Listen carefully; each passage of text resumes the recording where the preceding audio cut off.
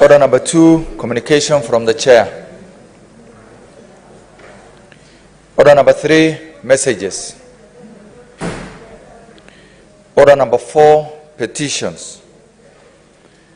Order number 5, papers. The Majority Leader.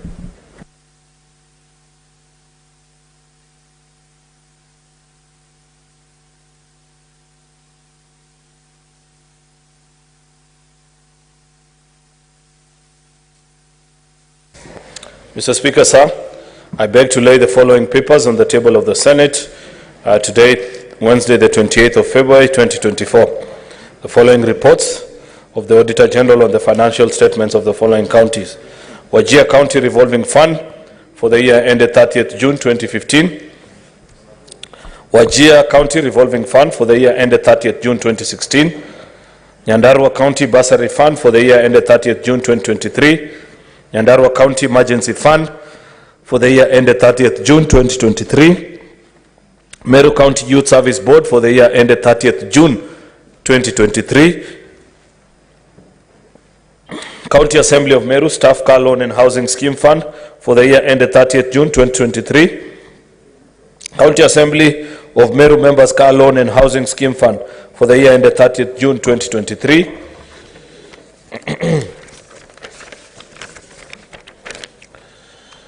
The County Government of Turkana Receiver of Revenue for the year ended 30th June 2023.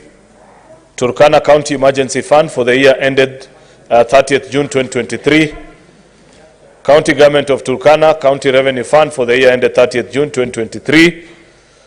Turkana County COVID-19 Emergency Response Fund for the year ended 30th June 2023. Embu Climate Change Fund for the year ended 30th June 2023. Embu County Executive Car Loan and Mortgage Committee Member Scheme Fund for the year ended 30th June 2023. County Assembly of Embu Car Loan and Mortgage Staff Scheme Fund for the year ended 30th June 2023. Embu County Education Support Fund for the year ended 30th June 2023. County Government of Embu Receiver of Revenue Statements for the year ended 30th June 2023. County Executive of Lamu for the year ended 30th June 2023. County Assembly of Lamu for the year ended 30th June 2023. County Government of Lamu County Revenue Fund for the year ended 30th June 2023. Lamu County Youth Development Fund for the year ended 30th June 2023. Lamu Bursary and Scholarship Fund for the year ended 30th June 2023. Lamu County Fisheries Development Agency for the year ended 30th June 2023. Lamu Car Loan and Mortgages Fund for the year ended 30th June 2023. Lamu County Executive Staff Housing Fund for the year ended 30th June 2023. Lamu County Emergency Fund for the year ended 30th June 2023. Lamu County Disability Fund for the year ended 30th June 2023. County Government of Tharaka Nithi Receiver of Revenue Revenue Statements for the year ended 30th June 2023. County Executive of Nyamira for the year ended 30th June 2023. County Assembly of Nyamira for the year ended 30th June 2023. Nyamira County Emergency Fund for the year ended 30th June 2023. County Government of Nyamira Receiver of Revenue Statements for the year ended 30th June 2023. County Agriculture Development Fund for the year ended 30th June 2023. County Assembly of Mandera for the year ended 30th June 2023. Mr. Speaker, I beg to lay. Senator Catherine Muma. The paper is deferred. Next order, clerk.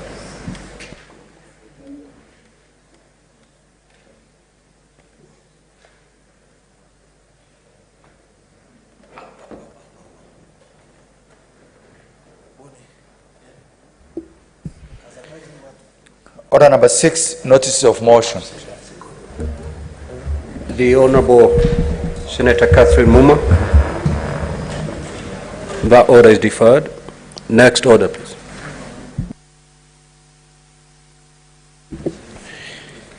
Order number 7, questions and statements. Statement pursuant to Standing Order 52-1. The Honorable Senator Hamida Kibwana.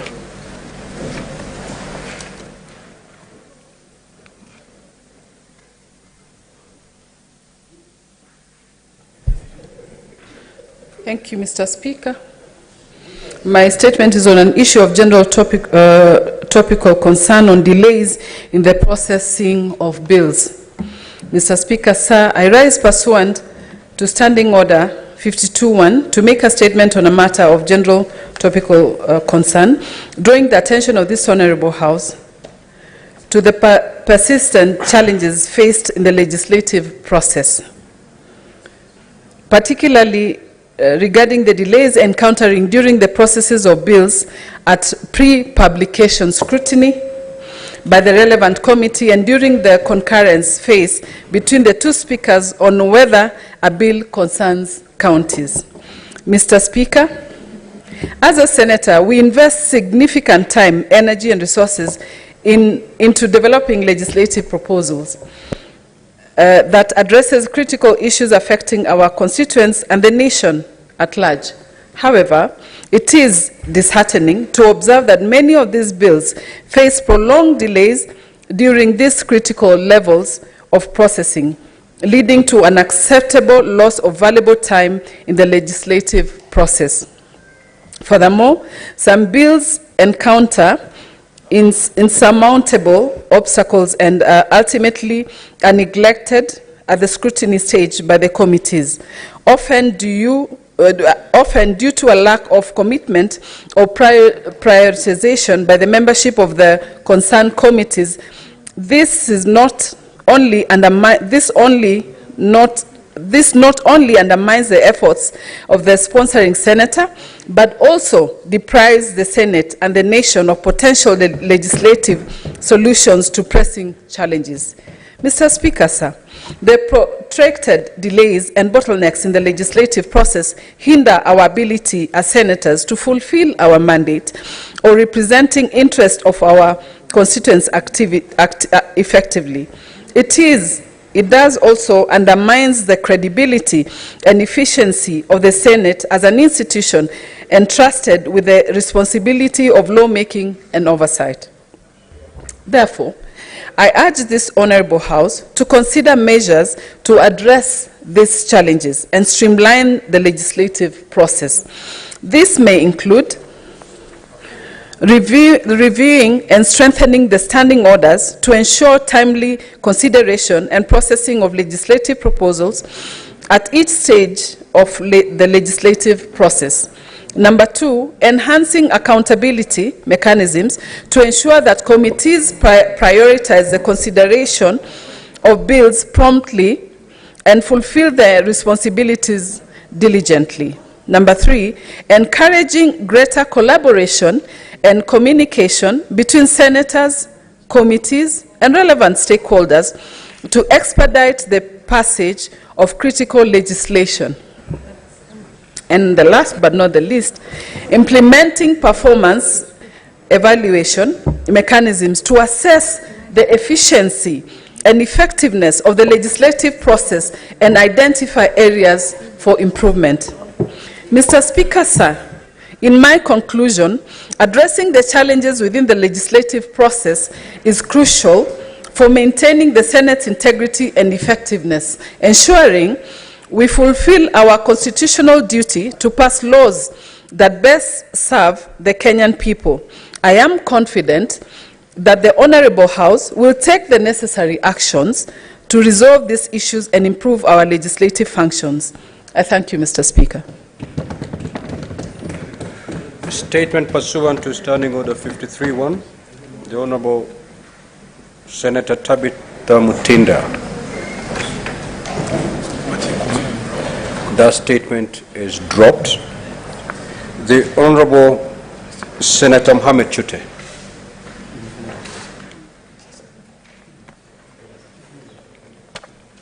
That statement is dropped. The Honourable Senator Wakili Hilary Sigei. Thank you, Honourable Speaker.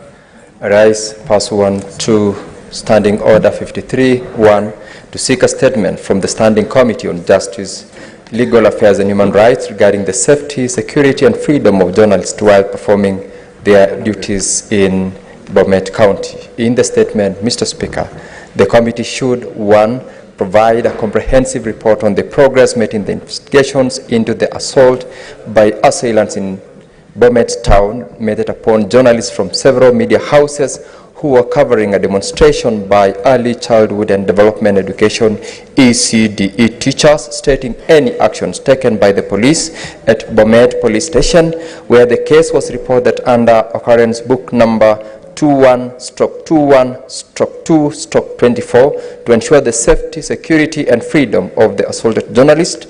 2, state whether the county government official or agent who is alleged to have instigated the attacks, which took place on the 20th of February 2024, due to what the assailants termed as unwarranted coverage of demonstrations against the county government, has since been arrested, and if not, inform the House why the said person has not been arrested to date. 3, state the measures taken by the relevant security personnel within Bomet County to ensure that such unfortunate events are not witnessed again in future. And lastly, provide a holistic assessment regarding the actions taken by the Media Council of Kenya in protecting and promoting the freedom and independence of the media, specifically that the journalists who were assaulted in Bomet County pursuant to Article 34 of the Constitution and Section 61A and C of the Media Council Act number 46 of 2013.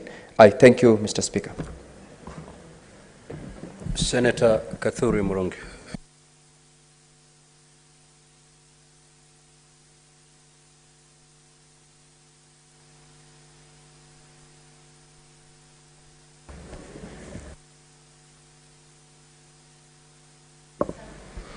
Thank you, Honorable Speaker. Honorable Speaker, I wish to request for a statement on concerns over the renewed wave of banditry along the Meru-Isiolo-Mbonda.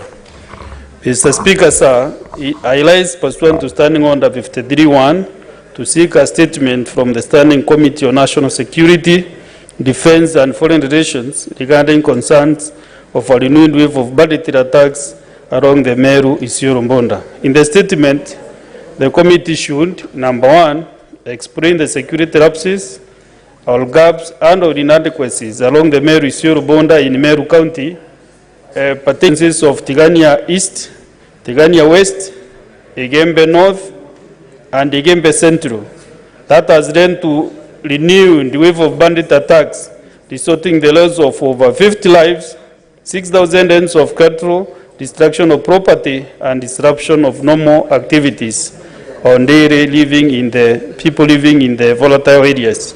And number 2, Honorable Speaker, indicate any interventions the government has put in place or intends to put in place to ensure families that have lost their loved ones, livestock and property are fully compensated, giving timelines within which such compensation shall be granted.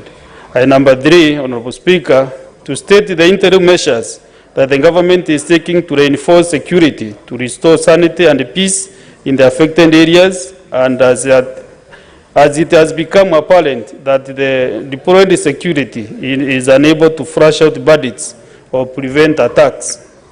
And lastly, Honorable Speaker, outline any sustainable long-term plans the government is putting in place to end the perennial perpetual bandit attacks in the affected areas. I thank you, Honorable Speaker. Senator George Mbugua. Honorable Senator George Mbugua. That statement is dropped. Senator Maruma.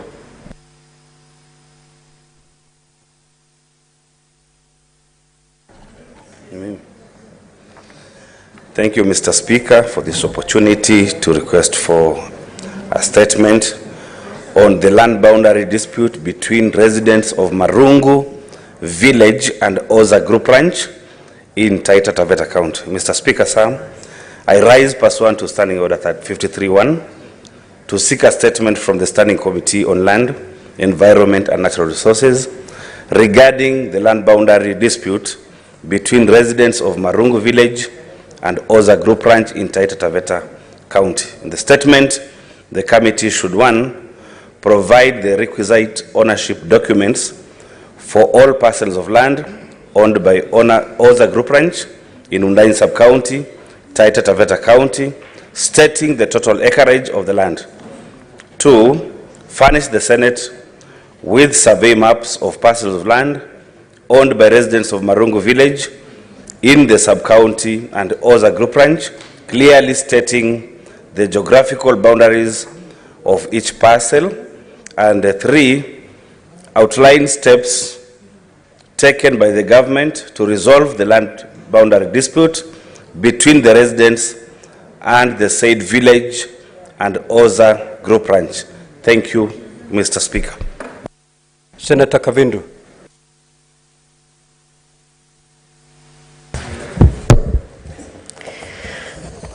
Thank you, Mr. Speaker. Request for statement on the release of capitation funds to all universities in the country. Mr. Speaker, I rise pursuant to Standing Order 53-1 to seek a statement from the Standing Committee of Education regarding the status of the release of capitation funds to all universities in the country.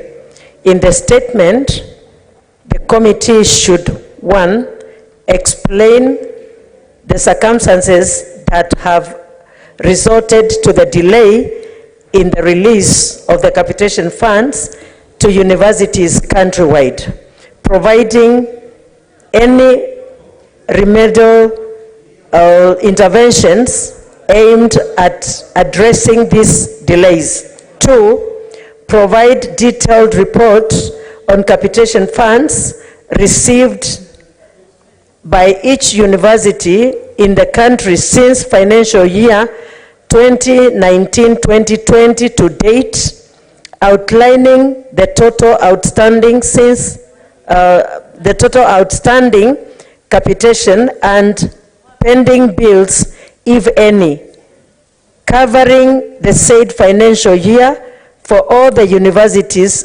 nationally.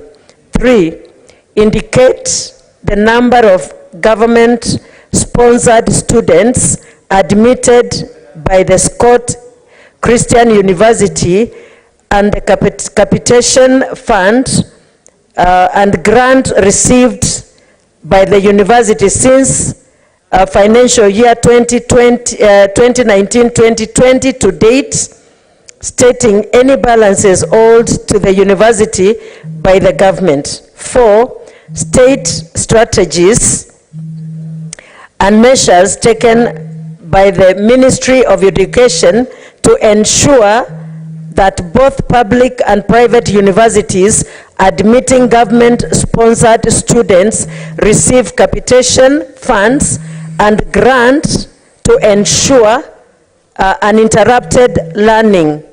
And 5, explain any oversight mechanism to the government has put in place to ensure the students use the public resources allocated to universities countrywide. Thank you, Mr. Speaker.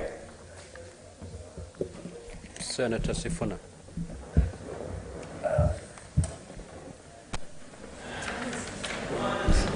Mr. Speaker, I read this statement on behalf of Senator Tabitha Mutinda, who is a member of my delegation. Mr. Speaker, sir, I rise pursuant to Standing Order. Senator Sifuna, yes. That statement has been dropped. So start by giving compelling reasons why she reinstated and allow you to proceed. Mr. Speaker, she had asked me to do so, but I forgot that she was the first one. Her statement was the first on the list. I profusely apologize, and I pray that you do not visit the wrath of God on me. Now thank you, Mr. Speaker. Mr. Speaker, I rise pursuant to Standing Order 53-1 to seek a statement from the Standing Committee on Education regarding the state of infrastructure at Mwiki Primary School in Githurai area. In the statement, the committee should report on the state of infrastructure at Mwiki Primary School in Githurai, which hosts over 4,000 learners providing details on the total number of learners relative to the land on which the school stands. Outline any protocols implemented by the Ministry of Education to address the safety and health risks associated with overcrowding at the said school. Number 3, state what the government has done to step up the construction of classrooms and other essential infrastructure, i.e. boarding and sanitation facilities, to match the increasing number of learners in public schools, particularly in urban areas. And number 4, Mr. Speaker, explain measures put in place by the government to mitigate against over-enrollment of learners to public schools, which strains existing facilities and exposes the learners to safety and health risks. And finally, highlight other measures put in place to ensure strict enforcement of the Ministry of Education's safety and healthy guidelines in all schools. I thank you, Mr. Speaker. She's from my delegation. Yes, Senator Wakili. You know you can always on a point of order. So thank you very much, Mr. Speaker. Allow me to correct an impression that might have been created earlier on when I was seeking for statement, that I sought for the statement from the Committee of Justice, Legal Affairs, rather than National Security, Defense, and Human Rights Relations. So my statement is seeking from the Standing Committee of National Security, Defense, and Human Rights, and not Justice and Legal Affairs Committee, which I chair. That is the correction that I desired to make, and thank you, Mr. Speaker. Very well. Yeah. Now, honorable senators, at this juncture, allow me to rearrange the sequence of the order paper. Senator Ledama, sorry. Senator Ledama. Thank you, Mr. Speaker. Mr. Speaker, I'm too tall to be forgotten. I really appreciate you allowing me to read these two statements. Mr. Speaker, I rise pursuant to Standing Order 53-1 to seek a statement from the Standing Committee on Trade, Industrialization and Tourism on the status of tourism and consequent lease agreements entered into by proprietors in the Greater Masai Mara, the Mara Triangle, and the County Government of Narok. In the statement, the committee should, 1, provide a list of all the lodges and camps operating within the Greater Masai Mara and the Mara Triangle, stating their locations and accommodation capacities. Number 2, table all lease agreements between the County Government of Narok and the proprietors of the lodges and camps within the Greater Masai Mara and the Mara Triangle, stating any specific obligation placed on the proprietors to Narok residents who reside within the environs of the park. Number 3, provide details of the lease agreement between the County Government of Narok and MGM Methu Hotels to manage and operate Kikorok Lodge, which is owned by Narok County Government, listing and providing the details of the shareholders and shareholding structures of the company, stating whether there are any loans guaranteed by the county government and indicate whether the company is registered in Kenya. Number 4, table the ownership documents for Kikorok Lodge in Masai Mara, including but not limited to the title deed, and list all the revenue streams and their value generated from the lodges and the camps in the Greater Masai Mara and the Mara Triangle for the past 2 years, which should include but not limited to bed night fees, royalties, and lease ground fees. Mr. Speaker, with your permission, I can read the second statement. My second statement, Mr. Speaker, is that I rise pursuant to Standing Order number 53-1 to seek a statement from the Standing Committee on Roads, Housing and Transportation on the status of utilization of the development budget in the Department of Public Works, Roads, Transport, and in the County Government of Narok.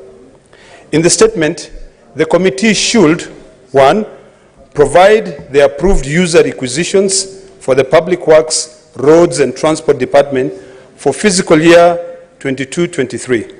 2, list all procurement projects under the Public Works, Roads, Transport Department budget line in the County Government of Narok for the financial year 2022-2023, indicating the amounts for each approved project and their status of implementation. Number 3, lists of all pre-qualified and contracted vendors approved and supplies companies awarded tenders for services listing their names, CR12, and their tax identification numbers, KRA pins, amount awarded to each in the financial year 2022-2023 under the development budget. Number 4, provide a list of all tenders awarded during the financial year 2022-2023 by the department, listing the cost of each award, stating the names of those who applied and who was awarded the tender, the basis of the award, stating their details such as their KRA, PIN, and CR12. And finally, state any pending bills in the Public Works, Roads and Transport Department line item budget 2022-2023, furnishing the details of the vendors to whom the county government owes money. Mr. Speaker, I thank you.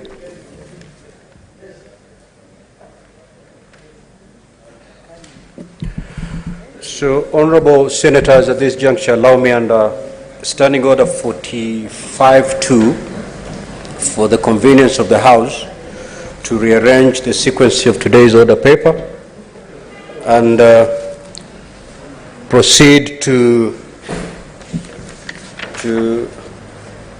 Majority Leader. What is your intervention? Mr. Speaker, the intervention button had been on because under there are a number of statements requested under Standing Order number 53-1, and I had hoped to make a comment on one of them particularly. That's why I was trying to get your attention, because there's something I wanted to say about one of them, if you permit, because of course it has to be when you permit. I'll permit for 15 minutes limited intervention, starting with the Majority Leader. You have 3 minutes to do that. Thank you. Mr. Speaker, the statement by Senator Sigei should not pass without notice, because I follow news. As a senator, I pay a lot of interest in what happens in all our 47 counties, much as I have a specific county. Because when you take the oath of office, Mr. Speaker, we defend the interest of counties, and it's not specifically just your county alone. Therefore, as Senate, occasionally we get concerned when certain trends are beginning to take shape in many of our counties. Mr. Speaker, in another life, I would have been a journalist, if not a politician. And therefore, I am gravely concerned that journalists serving in our various county headquarters have been forced to live under very difficult circumstances. That if they don't sing the tune of the local county governor or the county government, Mr. Speaker, they are threatened, they are attacked, they are victimized. I can count off the top of my mind no less than 10 counties, Mr. Speaker, where I have seen journalists being attacked the last few years. Therefore, this is not a light issue, Mr. Speaker. It's not just in Bomet alone. If you are a keen follower of news and you consume local news, Mr. Speaker, you would notice that there have been so many attacks on journalists, either because they have highlighted a story in a particular county government, and therefore, Mr. Speaker, this is not something that we need to treat casually.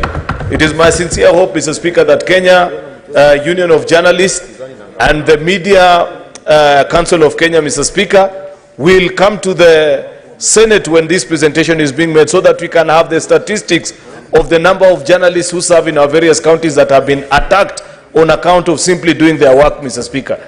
The governors who send goons, Mr. Speaker, to attack these journalists because they have refused to sing their tune, Mr. Speaker, must be named and censured in this House, Mr. Speaker, because we cannot be bystanders.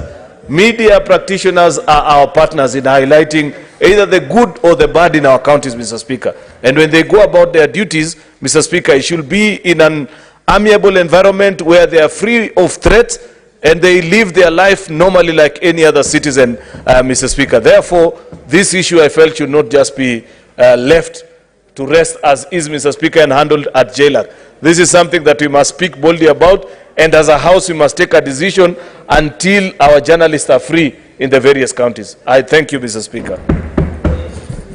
Senator, now, Clark, there's a problem with That's what is a problem. Yes, there's a problem with the system, clerk. Can you rectify that? Because I can see even honorable senators coming to intervention.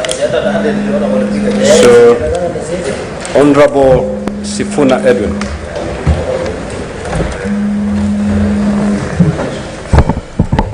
Thank you, Mr. Speaker. As a member of the SBC, I'm a bit concerned about the statement that was read by Senator Hamida.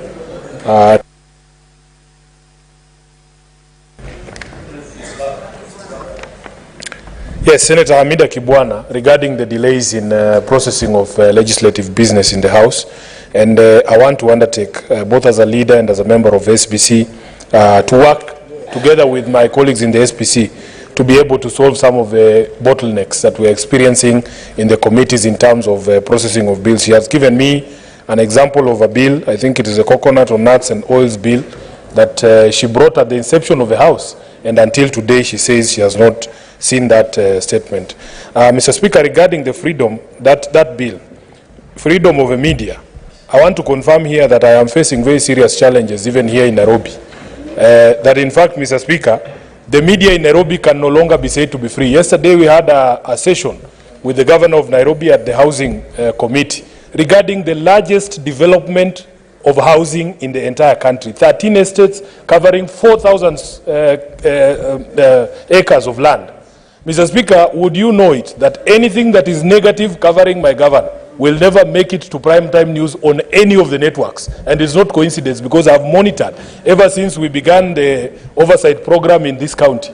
So, Mr. Speaker, we want the media practitioners to be allowed to work freely, whatever it is, impartially. If the senator of Nairobi is not doing his job, it should be highlighted. If the governor is not performing, it should also be highlighted. You cannot just nitpick stories, Mr. Speaker, and they are being put under conditions where if they don't toe the line, you can see what is happening in Bomet. People are being attacked, Mr. Speaker. So we will stand up for the freedom of the media, but the media must meet us halfway in defending the independence of this great institution. I thank you, Mr. Speaker. Senator Kathuri Murungi.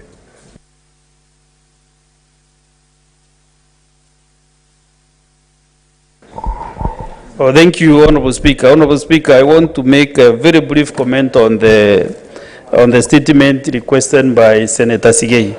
Mr. Speaker, as my colleague Majority Leader has clearly put it, the journalists in the counties are under a very serious siege. And Mr. Speaker, some of the areas that they are operating from, especially areas that they are not friendly to the ruling governors, Mr. Speaker, our journalists are getting serious problems, sometimes even being laughed up by supporters of those governors. I remember an incident last year, Mr. Speaker, when one of the journalists in Meru County was really laughed up in a meeting that was attended by the governor.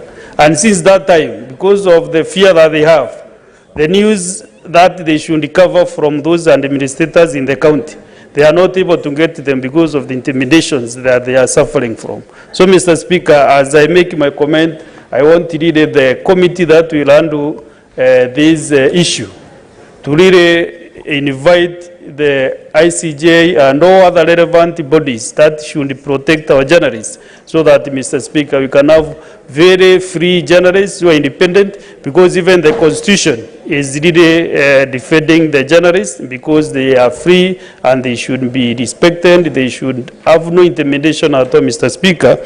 And therefore, I really want to agree with my colleagues that we want to really sanitize and to clean that system. And I think, Mr. Speaker, you know, when you are elected as a governor, you are not elected as a ruler. Those history we learned many years ago in the 16th century, Mr. Speaker. This is an era that once you are elected as a leader, you should be very consultative, you should be very, very friendly with the people that you are leading, and listening to each and everybody, Mr. Speaker. But what we are witnessing in this current regime, Mr. Speaker, it is unfortunate, but the time will come when all of them, those who are behaving like rulers of kingdoms, their time will come when the time for rule to rule will come to an end, Mr. Speaker. Thank you. Senator Fatuma Dulo. Thank you, Mr. Speaker. Mr. Speaker, I want to comment on the statement by Deputy Speaker on insecurity between Isiolo and Meru. And I wish to thank him for bringing that particular statement, because there is a big problem in those areas for a very long time.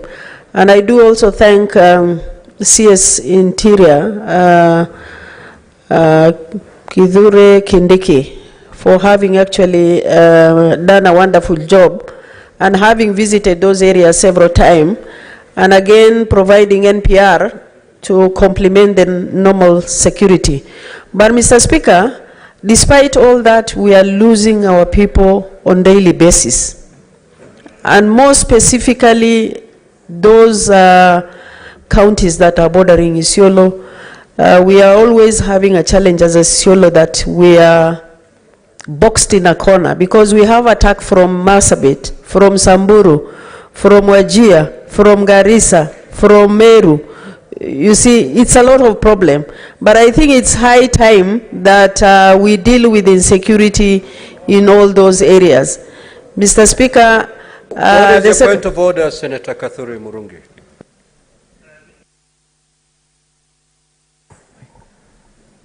I think my colleague, my neighbor, Ngundi neighbor, Senator Nduro, is it by mistake that you mentioned that Meru County attacks Isiolo? Or it is just vice versa? Because you started very well that we are the problem we are getting. Can you kindly clarify whether it is the opposite? Senator or maybe it was a slip of the tongue? Yes, Mr. Speaker. You are the Deputy Speaker. And you've always been asking. Yes, that much I know. The reason why I'm using that title is you enforce rules of this House. And you know, the fundamental rule of a point of order is once you rise, the first thing you do is to state the standing order under which you're raising your point of order. And then you proceed. You've always been telling these honorable senators to do that. Now it's your turn to do it. Proceed, proceed, proceed. So, Mr. Speaker, actually, it's just a clarification from my colleague, Senator Duro, that, and we are very good neighbors and leaders with that. We have never really had any issue. But I want that to put in the record that there is no time that Isiolo get attacks from Meru. But Isiolo, I know, is used as a conduit or as a passage by those people who are even from other counties. They pass Isiolo and then attack Meru. Even Samburu, the Turkanas, they bypass Isiolo. But Honorable Duro, maybe you can clarify, and that also you would see also how you can be able to manage that corridor, so that Senator also the attackers don't. Information. That's the point of information. Kindly proceed and conclude, Senator. Thank you, Mr. Speaker, and I thank Deputy Speaker for that information. In as much as I agree with his last statement, if he wants me to provide evidence that there are sometimes attacks that are coming from Meru County, I can provide that. But the bottom line is, Mr. Speaker, we have to have a safe environment where we protect our people and we protect our properties. So that is the most important thing. Number two, Mr. Speaker, as far as freedom of speech is concerned, I agree with my colleagues. There are so many problems in the counties where individuals cannot even comment on particular leaders because they believe that nobody can talk about them. And I think it is democratic for anybody to comment on whatever they feel that it is right. But I think as leaders, we need to protect freedom of speech in our counties, because if a governor can actually wake up and threaten anybody that comments about them, it's unacceptable in all those counties. Mr. Speaker, I think we need to protect freedom of speech in our counties, and more so, especially the journalists who are actually doing the right job. And some of them, actually, they are forced to be given some money to write certain information against other individuals, which is procedural and professional. Mr. Speaker, we need to do something more so when we are doing our oversight right now. There are so many challenges on the ground that the Senate and the security agencies, they need to protect our people in those counties. I thank you. Senator Boni. Thank you, Mr. Speaker. I would like to strongly agree with Senator Sigei about his fears for our media. Mr. Speaker, it is shocking that using the tool of violence and using the tool of money, governors are making it very difficult for the public to know how well we oversight them. Mr. Speaker, a case in hand was when the Committee of Finance and Budget of Senate went and sat outside these parliamentary precincts at great expense to unearth the abuse of office and misuse of public funds in the county government of Kakamega. Mr. Speaker, we were there for 2 days, and some of the functions were being covered real time by the media, but nothing came out. Why, Mr. Speaker? The governor has intimidated the media practitioners using violence, and Mr. Speaker, using money. The media operators, especially the guild, should help us in ensuring that the professional ethics are maintained by the reporters on the ground and even by themselves here in Nairobi, so that when information comes from the grassroots, it must be aired from Nairobi. What happens in between, money is exchanged and whatnot, and a very important piece of information dies, Mr. Speaker. Mr. Speaker, if we do not kill the power of money, if we do not kill the power of violence, then our oversight responsibility will die. I therefore want to urge the committee to do more. And we should also be alive, Mr. Speaker, to the fact that media is a changing profession. The person who was yesterday a practitioner in alternative media, even as far-fetched as those people who write on social platforms, they are now becoming media practitioners. We should protect even the people who transmit information through social media for as long as it is ethical and professional. I thank you, Mr. Speaker. Senator Mazayo.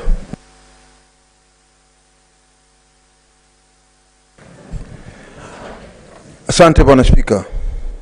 Bwana Spika, napenda kuunga mkono hii taarifa iliyoletwa hapa na wakili Siegei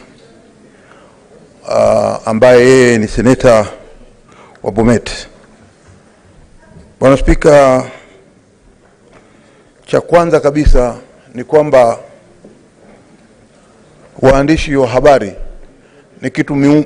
ni kitu muhimu sana katika taifa lolote linaloegemea upande wa demokrasia. Bwana Spika, kama ilivyoandikwa katika taarifa, ni jambo la kusikitisha kuona kwamba polisi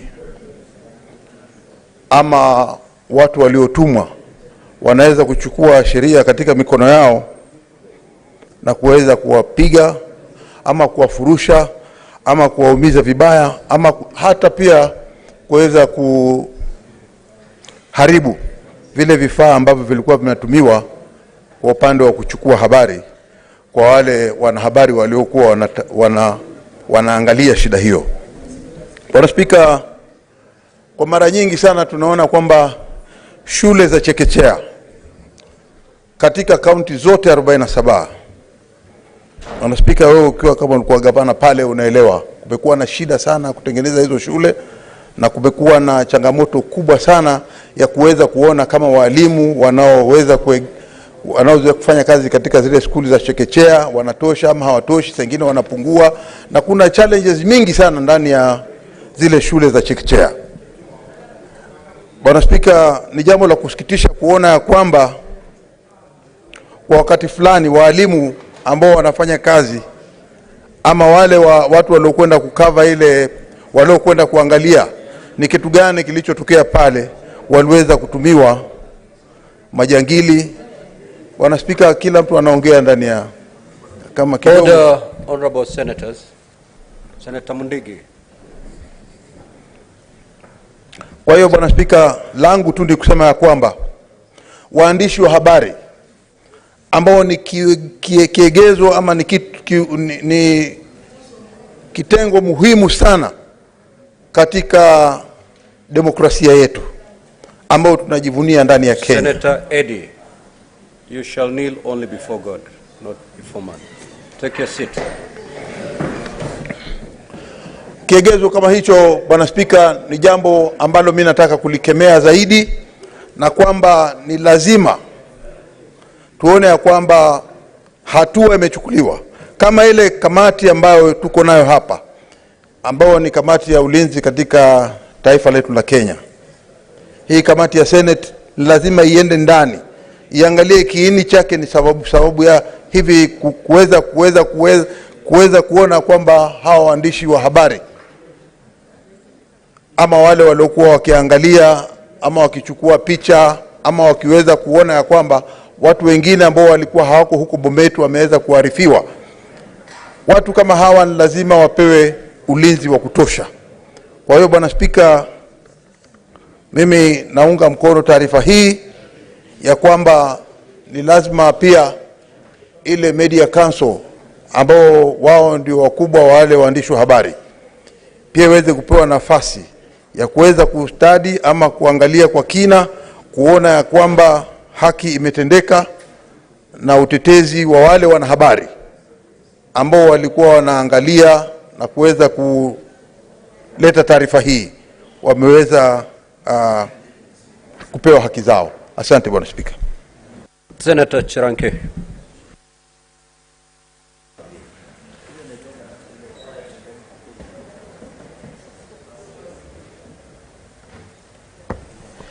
Thank you, Mr. Speaker, sir. I want to congratulate colleagues who have brought statement, but what have got my attention is one or two statements, Mr. Speaker, in quick succession. One is on the issue of media freedom.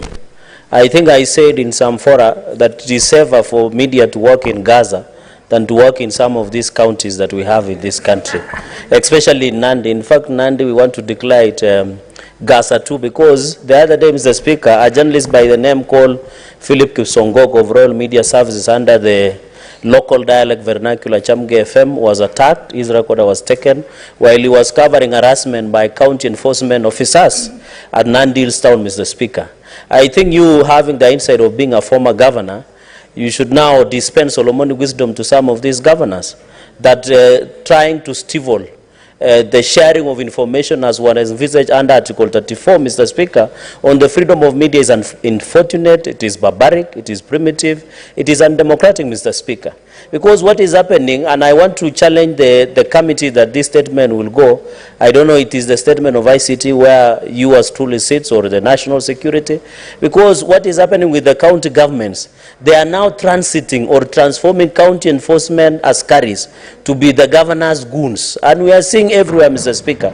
Nowadays, you see the enforcement officers, they are only of a glorified goons that have worn the enforcement askaris at that level, Mr. Speaker. So in Nandi, Mr. Speaker, they are being transported. Say that when you as truly wants to question the use of funds, you find specific people who have worn county askaris uniform shouting you down. Mr. Speaker, it is good some of us have some technical expertise on how to handle such goons. But I want to say, Mr. Speaker, for the people who are new in the field, it might be a challenge, but I will give them advice under Chai and Mandazi. But my only concern is the National Security Chair. I saw him is around. Let us know these county enforcement askaris used by governors, Mr. Speaker. What is the intention? So, Mr. Speaker, in Nandi, and I know, and I want to agree with my colleagues in conclusion, Mr. Speaker,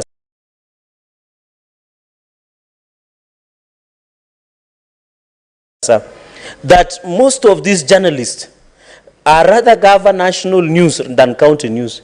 They are no longer safe. They are being threatened. Even some journalists were telling me that our governor was sending the sabotol messages, Mr. Speaker, when they were doing a media awareness week in Kapsabet, Mr. Speaker. So they are living in fear. And you know, these are people, they are human beings, they don't have security, they live with us, Mr. Speaker, and you know their only weapon, as media have, is a weapon of the pen, Mr. Speaker. For example, like yesterday, I saw the high voltage engagement of Nairobi City County between the senator and the governor, Mr. Speaker, but you didn't find in any mainstream media, Mr. Speaker. It is only social media that we are being given snippets of what transpired at the engagement in the housing committee, Mr. Speaker. So I agree that media also must work with us so that we can expose ills that continue in oversight, Mr. Speaker. Finally, on the issue of Senator Tabitha, on the issue of infrastructure of schools, Mr. Speaker, I agree. We still have a challenge, Mr. Speaker. I think outside even Nairobi, the school you say about Mwiki, other schools across, Mr. Speaker, it is Zore State. I want to challenge the chairperson. I saw Senator Nyutu and other education committee members. Please, let's take it up. This education system is the greatest equalizer of all of us, Mr. Speaker. I saw TSC for the first time, Mr. Speaker, since 2014. We are doing promotion of teachers, Mr. Speaker. We need to ensure motivation of most of the promotion of teachers, Mr. Speaker. We need to ensure also the issue of the localization is removed, Mr. Speaker, so that even as we do reforms, Mr. Speaker, at the TSC, we must ensure it going to the future, Mr. Speaker, because even the CEO of TSC is past 60 years, Mr. Speaker, and there was a circular that had been issued by the public service and other agencies, Mr. Speaker. So the reforms within TSC and the Education Ministry, Mr. Speaker, must be looked so that we support infrastructure not only in Mwiki, but other primary schools and secondary schools and learning institutions across the country. With those many remarks, Mr. Speaker, I beg to support and I thank you. Senator Osotsi. Thank you, Mr. Speaker. Mr. Speaker, allow me to comment on two statements. The first statement by Senator Hamida on the delay in processing bills. I want to fully agree that we have a very serious problem, Mr. Speaker, that we do our duty of developing bills, but those bills take a long time to be processed for publication. So I think that's an issue that needs to be addressed by the Senate Business Committee, so that we can even be told the process and the time frame that it takes to process a bill, rather than just leaving it like that. You can say for 1 year you have your bill not processed. I have an example. When I joined this Senate together with the Senator of Kiambu, we made a request. We did a legislative proposal for Ward Development Fund bill. Up to date, I have not even seen a copy of what we had proposed. So this is a very serious problem, Mr. Speaker, and I think it's something that the leadership of this House should take up. On the issue of the statement by Senator Sigei, Mr. Speaker, the harassment of journalists by county government is one of the tactics of killing oversight in our counties. They are using all manner of tactics, and not just local journalists, even national journalists. I have had a case where a story appeared in one of the dailies, and a governor called one of the media houses and threatened to deny them business for publishing a story which was critical on the issue of pending bills. Mr. Speaker, I think this is a matter that we need to look at. And many other tactics. This week, one of us has gone to court because of refusal to provide documents for oversight. That is Senator Obusia and Senator Ladama here. So there are various tactics that our governors are using to deny us our constitutional right to conduct oversight. And I think the committee should go beyond just the issue of journalists. They look at the issue of access to information. Because journalists need to access information, senators also need to access information. This must stop. And Mr. Speaker, if we don't stop this, it is now getting to a different serious level. I have seen one of the counties where the governor organized demonstration against the senator because of oversight. That you conduct your oversight and then some goons are organized to go and demonstrate and accuse you for interfering with the running of the county when you are doing your duty as a senator to oversight. So, Mr. Speaker, I think this is just the tip of the iceberg. There are serious tactics that our governors are using to kill oversight in the counties. So I support the two statements, Mr. Speaker. Senator Mofire. Thank you, Honorable Speaker, for giving me this opportunity. I want to support the statement by my neighbor, my good friend, Wakili Sigei. Honorable Speaker, I think I will need your protection. There are some people consulting roundly. Order, honorable senators. May the good senator be heard in silence, please. I think that is statement is time, Honorable Speaker, considering that we have witnessed a lot of chaos in various parts of this country, especially counties. You know, journalists, Honorable Speaker, are supposed to enlighten the public on some of the things that are happening downstream in our counties. And it's the high time, Honorable Speaker, this House is supposed to stamp an authority to make sure that journalism, our media people are protected, because they are supposed now to enlighten people on exactly the evils and all the corruption deals are being orchestrated by our governors in the counties. So this statement is timely, because, Honorable Speaker, a very good case in example, recently we had a case in Meru where one of the bloggers was brutally murdered, simply because he was trying to give some issues to do with what was happening in some part of that county. So, Honorable Speaker, that is statement because it has been referred to the Committee on Security. We expect that committee to make sure that they have sampled quite a number of counties where those journalists are being threatened. And maybe those people are supposed to be brought before this House so that they make any sense. And because as a House, we are supposed to make sure that freedom of expression is being witnessed as enshrined in the Constitution. So, Honorable Speaker, I strongly support the statement by Honorable Sigei that as a Senate, as a House, this is the high time we are supposed to uphold the dignity of our journalists. I support. Senator Eddy.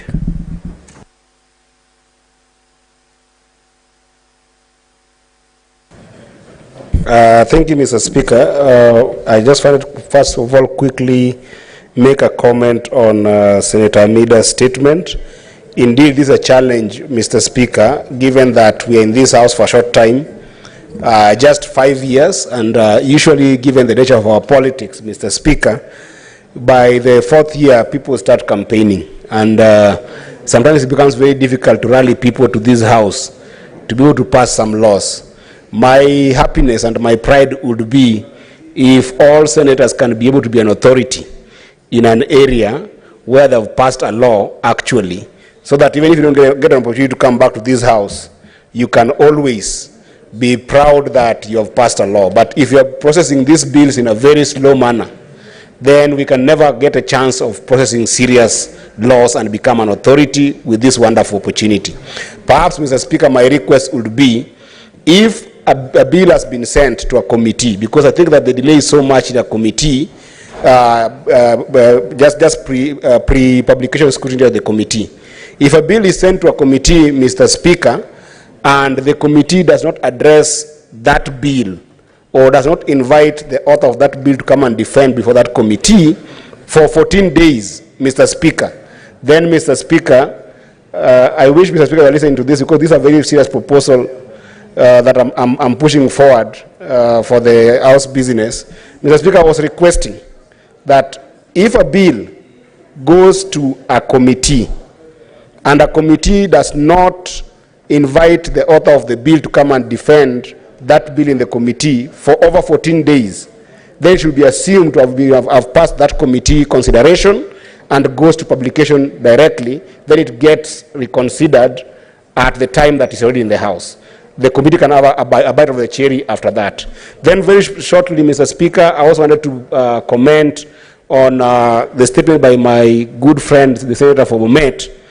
Mr. Speaker, I've had a chance of traversing Migori County. And Migori County is very expansive, Mr. Speaker. If you look at our daughters, brothers, sisters, and sometimes even mothers who are in the journalism profession, Mr. Speaker, sometimes us we've got advantages of using our big cars, and sometimes even the governors have got advantage of using the county resources to get as far areas as the areas of Meru Bay, or as far as Masangora in Kuria, or as far as Isibania. But the journalists that we have at the county level, Mr. Speaker, do not sometimes even have facilitation to get as far as those places to be able to give us the amazing news that we see. It is indeed very inhuman if a governor in a position of power can couple this with kind of harassment that we have seen in some quarters, including in Bomet. These are our children, these are our sisters, these are our brothers, that we must be able to see that the profession that they are in is a profession that is there to help the public consume information, to help the public get their right to information. So I think that, Mr. Speaker, this is something that this House must stand to and against very strongly, and I hope that the committee will give this House an opportunity to sometimes even interrogate some of those notorious governors who have become rogue against people in the journalistic world. And, Mr. Speaker, this is something that as a Senate, we must be able to not only condemn, but find ways of being able to punish, to send a message to potential governors who, you hear now even somebody like Senator Cherargei says that he has got a tactic of dealing with the current governors who are doing these kind of things. I'm wondering if Senator Cherargei becomes a governor, will he use the same tactics to actually also affect those journalists as well? So it should be something that we put a deterrent for not only the governors who are currently doing this, but for even those who are doing it in the future. I thank you, Mr. Speaker, as I support these two statements. Senator Keroche.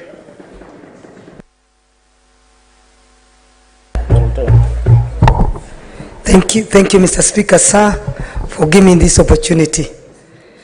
And I want to congratulate the senators who brought in, who've read statements in this House today. And I want particularly to support the one that has been led by the Bomet Senator on the media freedom. I come from a county where I think everybody knows in this country that intimidations, blackmailing, and frustrations is the order of the day. I know everybody knows that we are being now, the confirmed gangsters are the ones now controlling the Nakuru County. I think everybody knows that what the governor is doing to undermine my oversight role is beyond this world.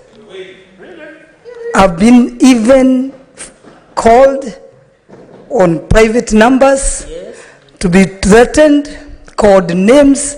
I think you've never seen me entering there like a Mulevi, but I'm being called Mulevi, all sorts of names.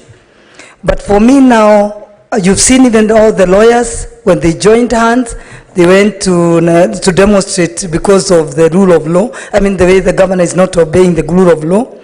And she sent goons who had to throw stones to those lawyers, the learned friends, and they could not even finish the statements that we were reading. You've had nowhere in this country where judges have given up on a case and say they are not going to represent the public on a certain case. You've seen even Chief Justice Kome calling upon how our governor has disobeyed the court orders. Going there now, where our people, the electorate, who came out early morning to elect a governor thinking that she will take them to the next level. We need the Committee for Legal to write a stout letter to the governor and warn her that if she continues that way, the senator will bring a vote of no confidence in this House. And I know you're all going to support me, because we cannot allow this. They are saying they are the ones killing devolution, that we are killing devolution, but they are the ones killing the devolution. I think the COG should call our governors and caution them, because they are the ones killing devolution.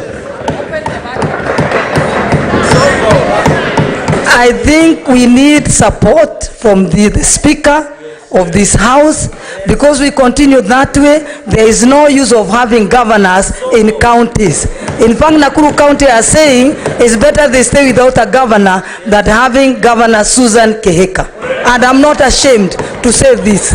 Thank you. Thank you for giving me this opportunity. Senator.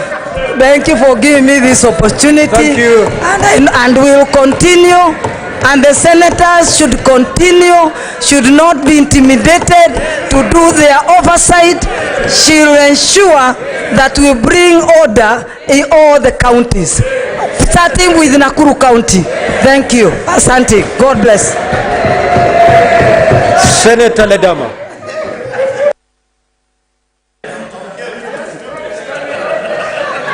Mr. Speaker,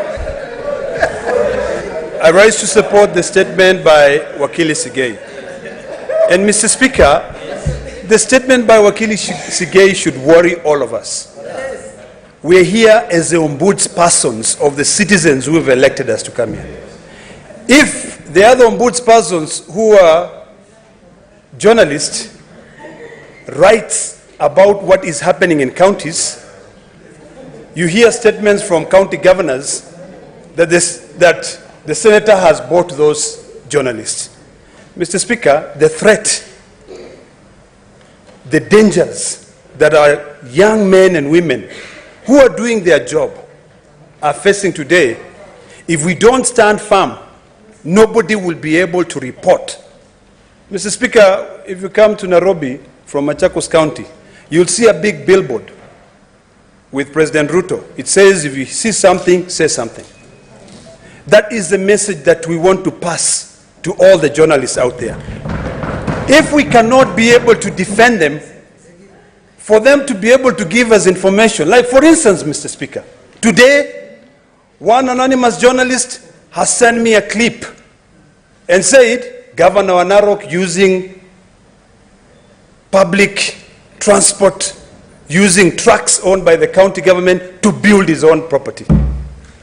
If that journalist did not send me that information, how else would I have known? Correct. So, Mr. Speaker, that statement by Wakili Sigei should be taken very seriously. Because freedom of speech, freedom of expression, freedom of information will all be curtailed. Mr. Speaker, the distinguished senator from Vihiga has stated here clearly that two senators here have moved to court to seek for certain information which will help us carry out our oversight. Because they are refusing to accept that there is a provision in the law, Article 35, of access to information. So if they do not respect that, how else do you expect them to respect journalists? This statement, Mr. Speaker, must actually go further. In fact, the chairperson of security, because it was not in JLAC, it was in security, Wakili Sigei corrected, must now involve the Ministry of Interior to follow these rogue governors, to find out their communication department, to look at the budgets to see which media houses are being paid the most, which ones are being denied, and you will notice that the ones which are being denied are the ones telling the right truth, the truth of what is happening in the counties. So, Mr. Speaker, we should not just celebrate here, but we should take the statement by Wakili Sigei very seriously. We are losing journalists. The distinguished senator from Meru, not from Meru, from Tharaka, has indicated clearly that there is a journalist who was killed. If we don't speak for them, who will speak for these young people? It's about time that we play our role clearly, we stand firm, because this is a very powerful house, Mr. Speaker. You know, people don't realize how much power a senator has. We are the ones who send the money to the governors. Who says that we cannot all conspire and decide we are not sending any money to them? And this is why I keep on saying, Mr. Speaker, even the Auditor General has got to change the way they carry out their audits. If you audit financial statements, what are you going to see? The statement that I brought earlier today is to be able to look at the performance of that budget. because that is where they are using money to be able to divert money to pay for other things, because they know at the end of the day, when the Auditor General comes, so long as they have all their ducks in a row, their financial statements, they'll get a clean audit. So, Mr. Speaker, I support that statement. And finally, on the statement of capitation by Senator from Kavindu, it is imperative that we all get to know how much is being sent to these universities. We expect children who attend public universities across the country to be able to compete well. But if universities are closed, if universities cannot pay their teachers, there's no way that a student in Mandera or a student in Narok County will get the same skills as a student in Nairobi, because maybe the student in Narok, the university in Narok, they are denied money. So that statement by Senator Kavindu is very important, and we should actually follow that. Finally, Mr. Speaker, the statement by Senator Hamida, I always forget names sometimes. It is important for us to put our foot down, Mr. Speaker. It is this House that draft legislations. It is this House that has been tasked constitutionally to write laws. I feel so sad for Senator Hamida. The first legislative proposal that she brought was hijacked by the Ministry of Health. Now, she has another proposal which is also being hijacked by the executive. So what is her role here? She sits down, she writes legislations, proposals, they are delayed. Before you realize a legislative proposal is brought from the executive, it is passed through the channel so fast and it is published. Why should she sit down and carry out serious research and then come here and then rubber stamp something which she doesn't understand? And in most cases, Mr. Speaker, the legislative proposals from the executive are plagiarizing the work of distinguished senators in this House. So, Mr. Speaker, that is a matter that we have to take seriously.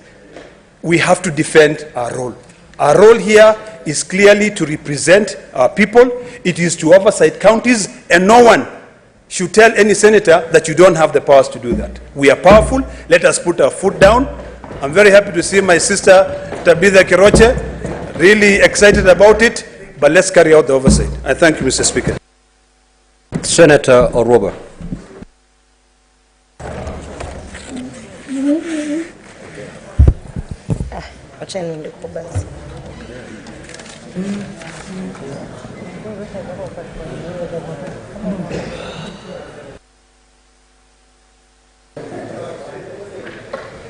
Thank you, Mr. Speaker. I would like to comment on two statements. On the statement of the delayed of issuance of passports by Senator Mbugua. Mr. Speaker, this issue of delayed passport has been discussed on different forums, Mr. Speaker. And I have personally gone out to do my own investigations with my own resources, Mr. Speaker, only to find out that, Mr. Speaker, as much as we have challenges with some of the systems that are there, Mr. Speaker, one of the things that we are refusing to acknowledge and highlight is that we have incompetent people who are actually leading. What is your point of order, Senator Faki? I thought the statement which was to be read by Senator Mbugua was not read. It was deferred. Yes. Senator Gloria, have your seat.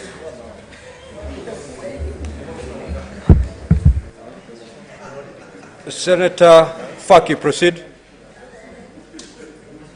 Asante Mheshimiwa Spika, hata mimi nijiunge na wenzangu na kumpongeza Senator Wakili Sigei kwa taarifa aliyoleta kuhusiana na uhuru wa waandishi wa habari. Katika demokrasia, uhuru wa waandishi wa habari ni muhimu sana Mheshimiwa Spika, kwa sababu ndio wanawajulisha wananchi na wale wahusika yale masuala muhimu ambayo yanaibuka katika jamii. Mheshimiwa Spika, imekuwa wazi sasa kwamba magavana wengi na hata mawaziri wa serikali kuu wananunua waandishi wa habari, na wale ambao hawezi kununuliwa wanatumiwa wahuni, kupigwa, kutishwa, na hata wengine wamewahi kupoteza maisha Mheshimiwa Spika. Kwa hiyo Mheshimiwa Spika, uhuru wa wanahabari ni kiungo muhimu cha demokrasia, na sisi kama bunge hapa hatuwezi kuacha uhuru huo uweze kuhujumiwa na wale ambao wanaona kwamba ni bora kuficha yale matendo mabovu au yale matendo ambayo yanafanya kinyume na sheria ili wananchi wasije wakayaona. Mheshimiwa Spika, kuhusu magavana, nafikiri wamepata moyo sasa kwamba kwa sababu wengi wakija hapa wanaponyoka. Honorable senators, Senator Kisang, Senator Boni, take your seat. We may consult, but do it in a low tone, please. Mheshimiwa Spika, nashangaa Senator Khalwale. Senator Faki, just proceed to make your point, please.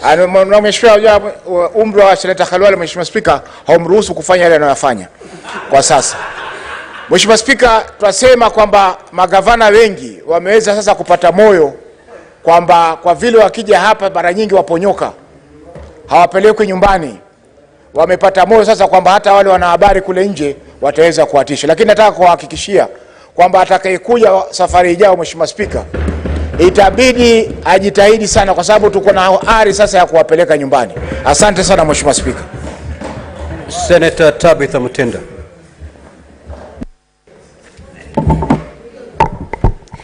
Thank you, Mr. Speaker. I do rise to support Senator Sigei's statement in regards to the issue of our great experienced journalists who have undergone the inhumane and the saddest situations when they're on the ground diligently doing their work.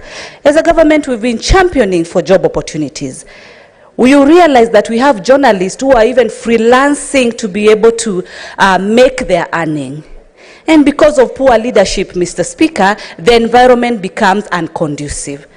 I want to state that, Mr. Speaker, the Committee of Security that is led by Honorable Cheptumo, and I think the Vice Chair is Senator Karen, I would want to urge, actually this time she puts her phone down and looks at this issue with much more priority as a committee.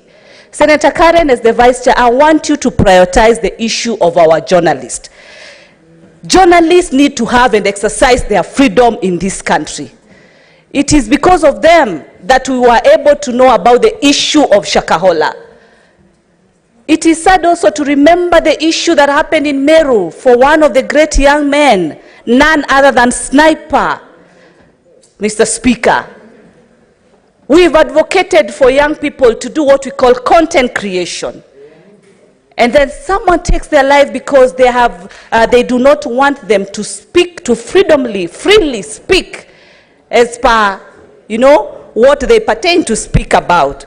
It is the high time that the members of the fourth estate be led to freely conduct their role. We are working with them very closely in this parliament, and I want to really appreciate them this afternoon because we've walked a very good journey with them. Of course, looking at Senator Hamida's statement, I want to agree with Senator Sifuna that as SBC and with the leadership of the SBC that is here, led by none other than you, Mr. Speaker, we will be able to look deeper into fastening. But we've started very well this particular year because we've prioritized bills that are within the committee of the whole. We've moved, and I see today we might move more. But I want to, Senator Olekina said about Senator Hamida. I noted as the Vice Chair of Finance and Committee that we have another bill that has been presented by my sister, Senator Hamida, that looks at the amendments of the PFM Act. And I've raised this issue in SBC because this House, we are 67 senators. It is our goal to ensure that we support and achieve the legislation business of our colleagues. We will look further because we're also liaised with the majority leader, Aaron Cheriot, in the regard to your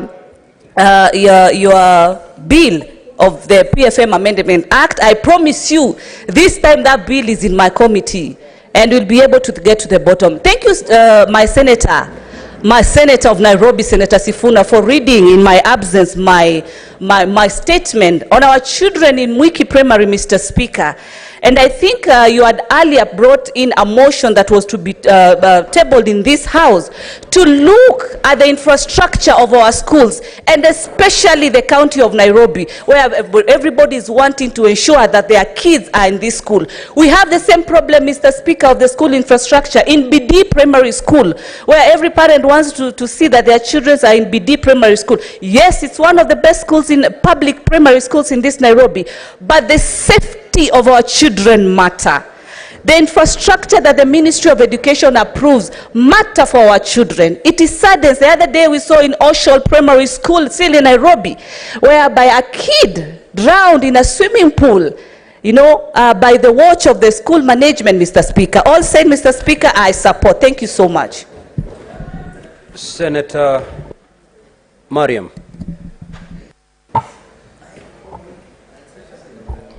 Thank you, Mr. Speaker, for giving me this opportunity. Mr. Speaker, I want to add my voice to the statement raised by Senator Wakili and Senator Mutinda. On Mutinda, the statement on infrastructure in education, primary education. Mr. Speaker, we are lost in our kids because of poor infrastructure in our schools.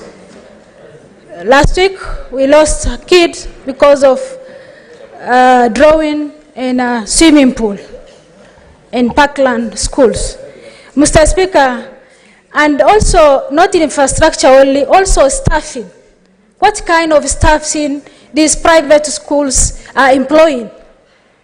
Because if that kid of 11 years, which is grade 4, lost life because of negligence of staff. And again, there is a kid lost life because of driver negligence. Because how comes a kid of 4 years can sit on a co-driver seat? That is negligence of the schools and negligence of the staffs which they are employing. The other one is on security of our media staffs, our media people. Mr. Speaker, without media, we will not know what is happening in Mandera, what is happening in Busia, in Kisumu. So let's give these people a freedom of speech, a freedom to do their work, no interference of their work, and let them have their right to do their work. Thank you, Mr. Speaker. Lastly, Senator Mandago Jackson Kiplagat. Is not present. So because I will allow then Senator Kisang to conclude our session. Thank you, Honorable Speaker. I wish to conclude this session of the statements, Honorable Speaker, by commenting on the statement by Honorable Kavindu. Honorable Speaker, about 4 years ago or so, I think the number of students qualifying to join universities were not as many to go to private universities, and in its own wisdom, the government then saw it wise that they send students to private and public universities and send computation. It's unfortunate, Honorable Speaker, that for 4 years now, most private universities and public universities are still struggling because the government has not sent computation to those universities. I'm even told Scott University in Machakos, that was very popular those days with the theology, is closing down because they have not received any money, any computation from Minister of Education, Honorable Speaker. This is a very important statement to help our universities so that they can grow, Honorable Speaker. And the final one, Honorable Speaker, is the statement by Senator of Bomet. It's unfortunate that our journalists are being harassed everywhere, both at the national level and also at the county level. It's unfortunate what is happening, what happened in Bomet, Honorable Speaker, where journalists were harassed by goons hired by the governor because of political competition among the leaders in that particular county, Honorable Speaker, it is important that Article 34 of the Constitution is fully followed, and the Media Council needs to be invited to come to this house and tell us how come those who harass the journalists, both in Nakuru, in Bomet, have not been arrested, Honorable Speaker, or even record statements. What happened in Samburu, Honorable Speaker? If there was no media, we would not have known that an MC has been killed. We would not have known that bandits have terrorized people in Elgeyo Marakwet County, in Baringo, across all over the place. The media needs to be given space to report so that our people can get information. Honorable Speaker, thank you. I support. Now, Honorable Senators, the 15 minutes that I had allocated for intervention by Honorable Senators is long spent. We shall therefore terminate intervention at this point and proceed to the next order. Now, before we proceed to the next order, I will invoke Standing Order 45-2 for convenience of the House to rearrange today's order paper. We will, instead of proceeding with order number 8 and number 9, we will proceed with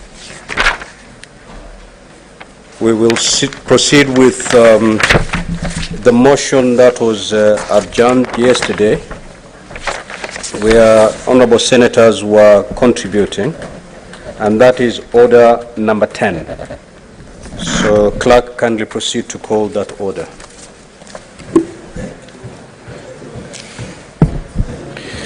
Order number 10, motion.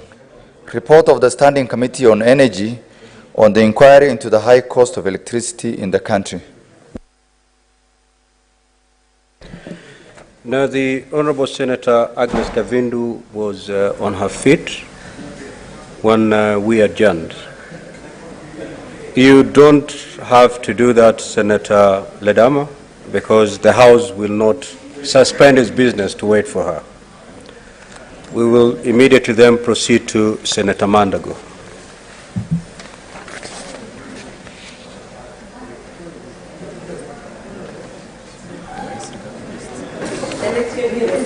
Thank you very much.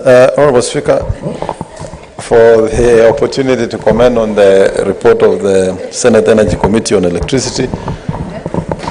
Honorable Speaker, I first rise to support that report and thank the Senator for Nyeri, the Chair for Energy, Senator Omatinga, and his team for the good work they have done, Honorable Speaker. Honorable Speaker, the cost of electricity in this country has been an impediment towards achievement of industrialization as a nation, as it is one of the cost factors that drives the cost of production high. And therefore, Honorable Speaker, if we have to address the cost of living in the country, we must address the cost of production. And energy, being a critical factor of production, Honorable Speaker, is a matter that cannot be left untouched. Honorable Speaker, this country has witnessed a lot of challenges in terms of electricity, particularly in dealing with the independent power producers, Honorable Speaker. And my biggest problem with the independent power producers, Honorable Speaker, is the kind of contracts that are signed by public officers that are skewed towards the independent power producers, disadvantaging the government of Kenya and the people of Kenya, Honorable Speaker. Honorable Speaker, it is not possible that a few people can have lifelong contracts that disadvantage the nation. And I think it is time government takes the bull by the horns and we seek means and ways of terminating some of these contracts. Honorable Speaker, we also as a country must look at affordable ways of generating energy. This country has a very huge potential of solar energy, Honorable Speaker, but now there are so many hurdles that are being put across in making it difficult for a country and even households to adopt the use of solar energy, Honorable Speaker. Honorable Speaker, as a House, we support that and we need to make a follow-up to ensure that the ministry works on the recommendation the committee has put across, particularly in making sure that the bills that are being given by Kenya Power to the citizens of this country are accurate, that the bills does not contain additions of tariffs and repayments of loans that resulted from misappropriation of public resources. Honorable Speaker, if you take the wind power project that was done in Loyangalani, a lot of money that is being paid, Honorable Speaker, is money that is being paid to service a debt that was not utilized because of failure by Kentraco and other agencies to perform their work, Honorable Speaker.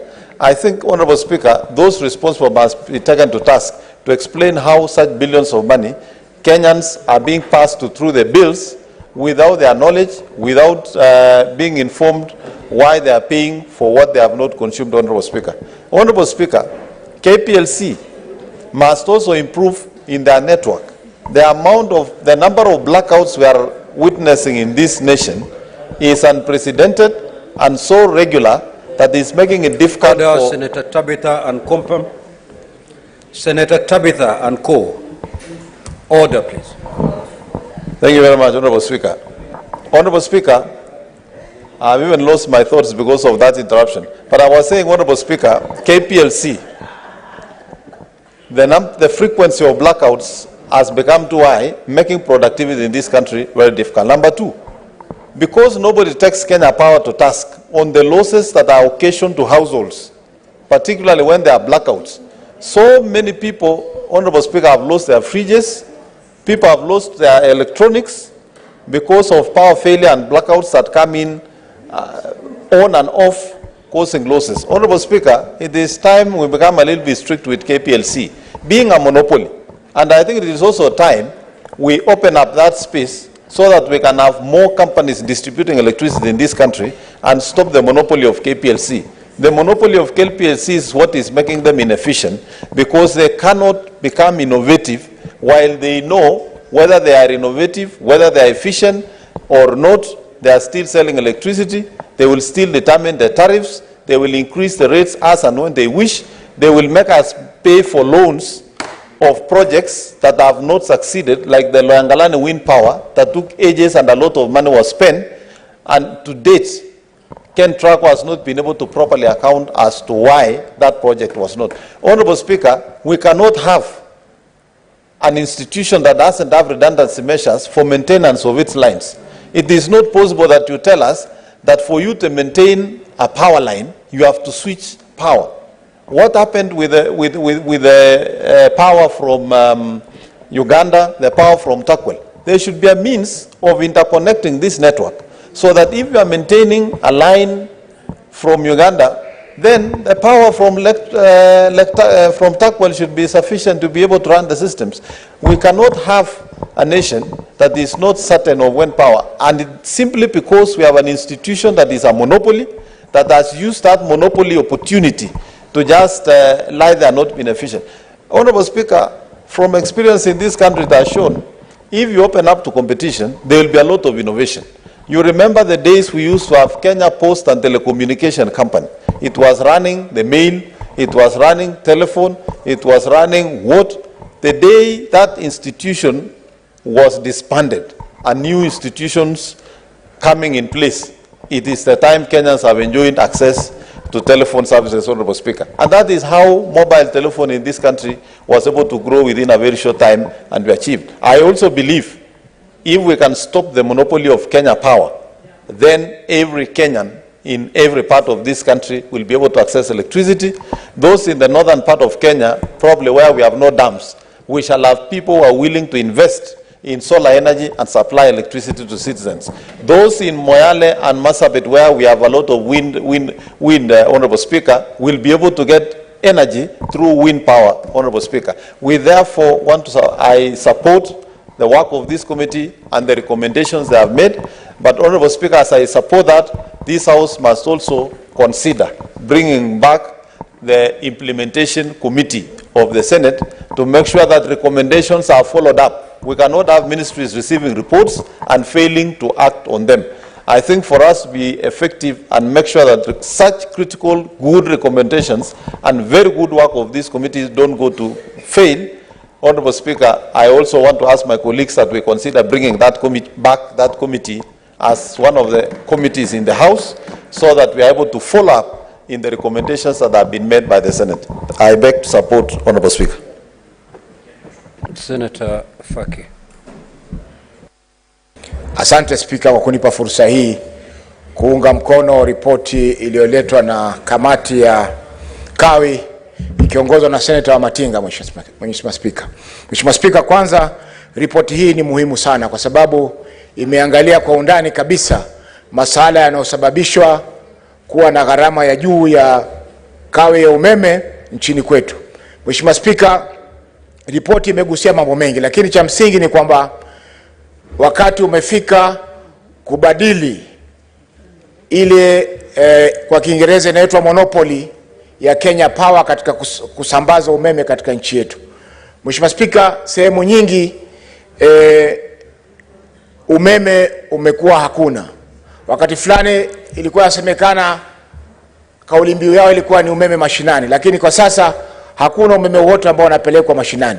Kwa hiyo Mheshimiwa Spika, ile monopoly ya Kenya Power na kamati nafikiri imesahau kupendekeza hivyo kwamba lazima iondolewe ndio wananchi waweze kupata umeme kwa njia ya rahisi, kwa sababu mara nyingi ikiwa 26% ya umeme ambao wananunua Kenya Power unapotea, itakuwaje waweze kupata faida katika biashara hiyo? Mheshimiwa Spika, tumeona pia Mheshimiwa Spika kama alivyozungumza Senator Mandago kwamba wakati wa nyuma tulipokuwa na shirika moja ambalo ndio lilikuwa linauza simu, linatoa leseni za kupeleka barua na kila kitu, ilikuwa huduma zimekuwa duni sana. Shirika la Kenya Ports and Telecommunications, huduma zilikuwa duni sana. Lakini mabadiliko yalipokuja na ikawa kuna shirika la Communication Commission, kuna shirika la Posta, na mambo ya simu ikawa ni Telecom, unapata kwamba mpaka sasa shirika la Telecom linapata hasara na halijaweza kusambaza huduma katika nchi yote. Kwa hiyo Mheshimiwa Spika, tukifungua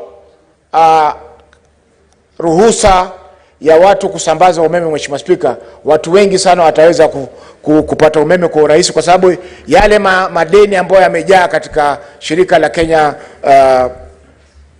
Power and Lighting yanazuia shirika hili kupata faida, na kama halipati faida ina maana kwamba hawataweza kuboresha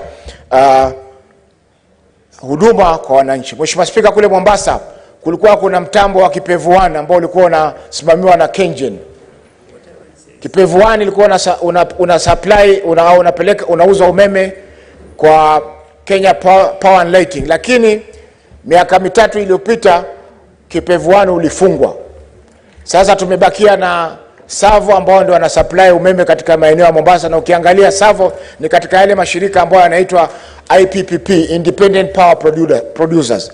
Na hawa IPP, Mheshimiwa Spika, ndio gharama yao iko juu kabisa kuliko ile ambayo KenGen wanalipisha. Hatuoni sababu gani Mheshimiwa Spika KenGen kuzuiliwa kwa contract ya KenGen, kwa sababu hii ni serikali kwa serikali. Kenya Power ni shirika la kiserikali, KenGen ni shirika la kiserikali. Kwa hivyo ni rahisi mashirika haya kufanya biashara katika nchi yetu kuliko kutafuta waikazaji wa nje kuja kutengeneza umeme na kuuzia Kenya kwa bei ya juu kabisa. Kwa hivyo Mheshimiwa Spika, hii ni njama kwamba ile Kipevu 1 iweze kubakia vile isitumike, alafu baadaye watu katika serikali wauziane ili waanze tena kuuza umeme ili wananchi waweze kupata umeme kwa bei ya juu kabisa. Mheshimiwa Spika, mwisho kabisa ni kwamba umeme wetu mwingi unatokana na maji, na hiyo Mheshimiwa Spika ina maana kwamba mvua isiponyesha kisawasawa inakuwa kwamba hakuna umeme wa kutosha. Lakini tukiangalia kama kule pwani Mheshimiwa Spika, kuna ufuo wa bahari kutoka Lungalunga mpaka Kiunga, na hii yote Mheshimiwa Spika, kwa kutumia mawimbi ya bahari tunaweza kutengeneza umeme ambao vile vile pia utakuwa ni rahisi kuliko huo ambao unatumika sasa wa kugenerate kwa kutumia mafuta ya diesel, ambao kwanza ni hatari kwa hali yetu ya hali hewa mazingira, kwa sababu ile diesel inayotumika Mheshimiwa Spika inajaribu ni katika zile fossil fuels ambazo zinajaribu kuleta mabadiliko ya tabia nchi katika ulimwengu. Kwa hiyo Mheshimiwa Spika, tukitumia mawimbi kutengeneza umeme ni kama vile kutumia upepo katika sehemu za Turkana ambako kule kuna kiwanja cha kutengeneza umeme kupitia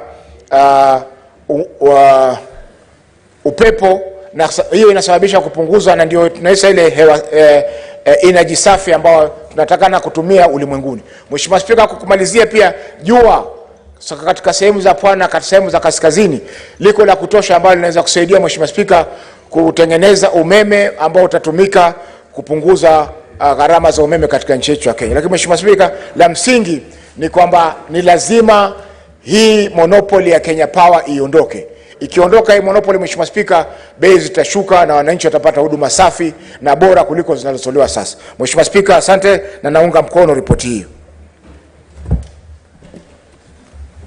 Honorable Senators, before I call upon the next Senator to contribute to this motion, allow me to make the following communication. I would like to acknowledge the presence in the public gallery this afternoon of visiting teachers, students from Gangara Secondary School in Embu County. The delegation comprises 3 teachers and 47 students who are in the Senate for a one-day academic exposition. Honorable Senators, in our usual tradition of receiving and welcoming visitors to Parliament, I extend a warm welcome to them, and on behalf of the Senate and on my own behalf, wish them a fruitful visit. I will allow the Senator for Embu, the Honorable Mundigi, under 1 minute to extend words of welcome and also take that opportunity to make a contribution to this motion. Okay, Bwana Spika, asante kwa kunipa ruhusa niweze kuchangia na pia kukaribisha watoto wa shule ambaye ya Embu Gangara Secondary School. Yangu ni kumwambia karibu, na pia hapa mkunje mjifunze yale tunatenda hapa kama Senate. Hapa Senate tunakuwa kitu kimoja. Kazi yetu ile kubwa sana ni kuangalia mambo ya devolution, vile governor wanafanya kazi na vile wanatenda kazi kama ministry, kama unakuta agriculture, trend na mambo ya afya na mambo zingine. Kwa hiyo namwambia ni asante kwa vile mmekuja mjifunze, na ninakumbusha nyinyi ni viongozi wa kesho. Asante Bwana Speaker. Asante Bwana Speaker. Mimi yangu ni kuchangia mjadala ambaye ni wa Senator wa Nyeri ambaye ni chairperson wa Energy. Wale wanjui kwa miaka mingi Kenya Power na KenGen zilikuwa kampuni moja, lakini wakati wa hela ya Moi kukawa kuna shinda hapa na pale, kama hiyo shinda zote ziko mpaka leo. Kukawa kuna hizo kampuni mbili, moja itakuwa kazi yake ni kutengeneza stima, hiyo ikawa inaitwa KenGen, na Kenya Power ikawa itaitwa Kenya Power, na mbeleni ilikuwa East African Company, ikawa KPLC na ikakuja Kenya Power. Wakati iliendelea hivyo, ikawa hizo kampuni mbili imegawanyika, kulikuwa ni msukosuko, Kenya Power, KenGen itaanguka, lakini wakajiweka pindi wakafanya kazi ile inafaa. Bwana Speaker, wakakuwa wanaanza kutengeneza mambo ya maji, stima, na hapo ndio mambo ya mifuke ilianza, na pia kampuni zingine ikawa wanangangana, kwa sababu imesemekana kampuni nyingi kazi yao itakuwa inahusia Kenya Power mambo ya stima, na pia Kenya Power ikawa ndio itapeana stima kila kona zote.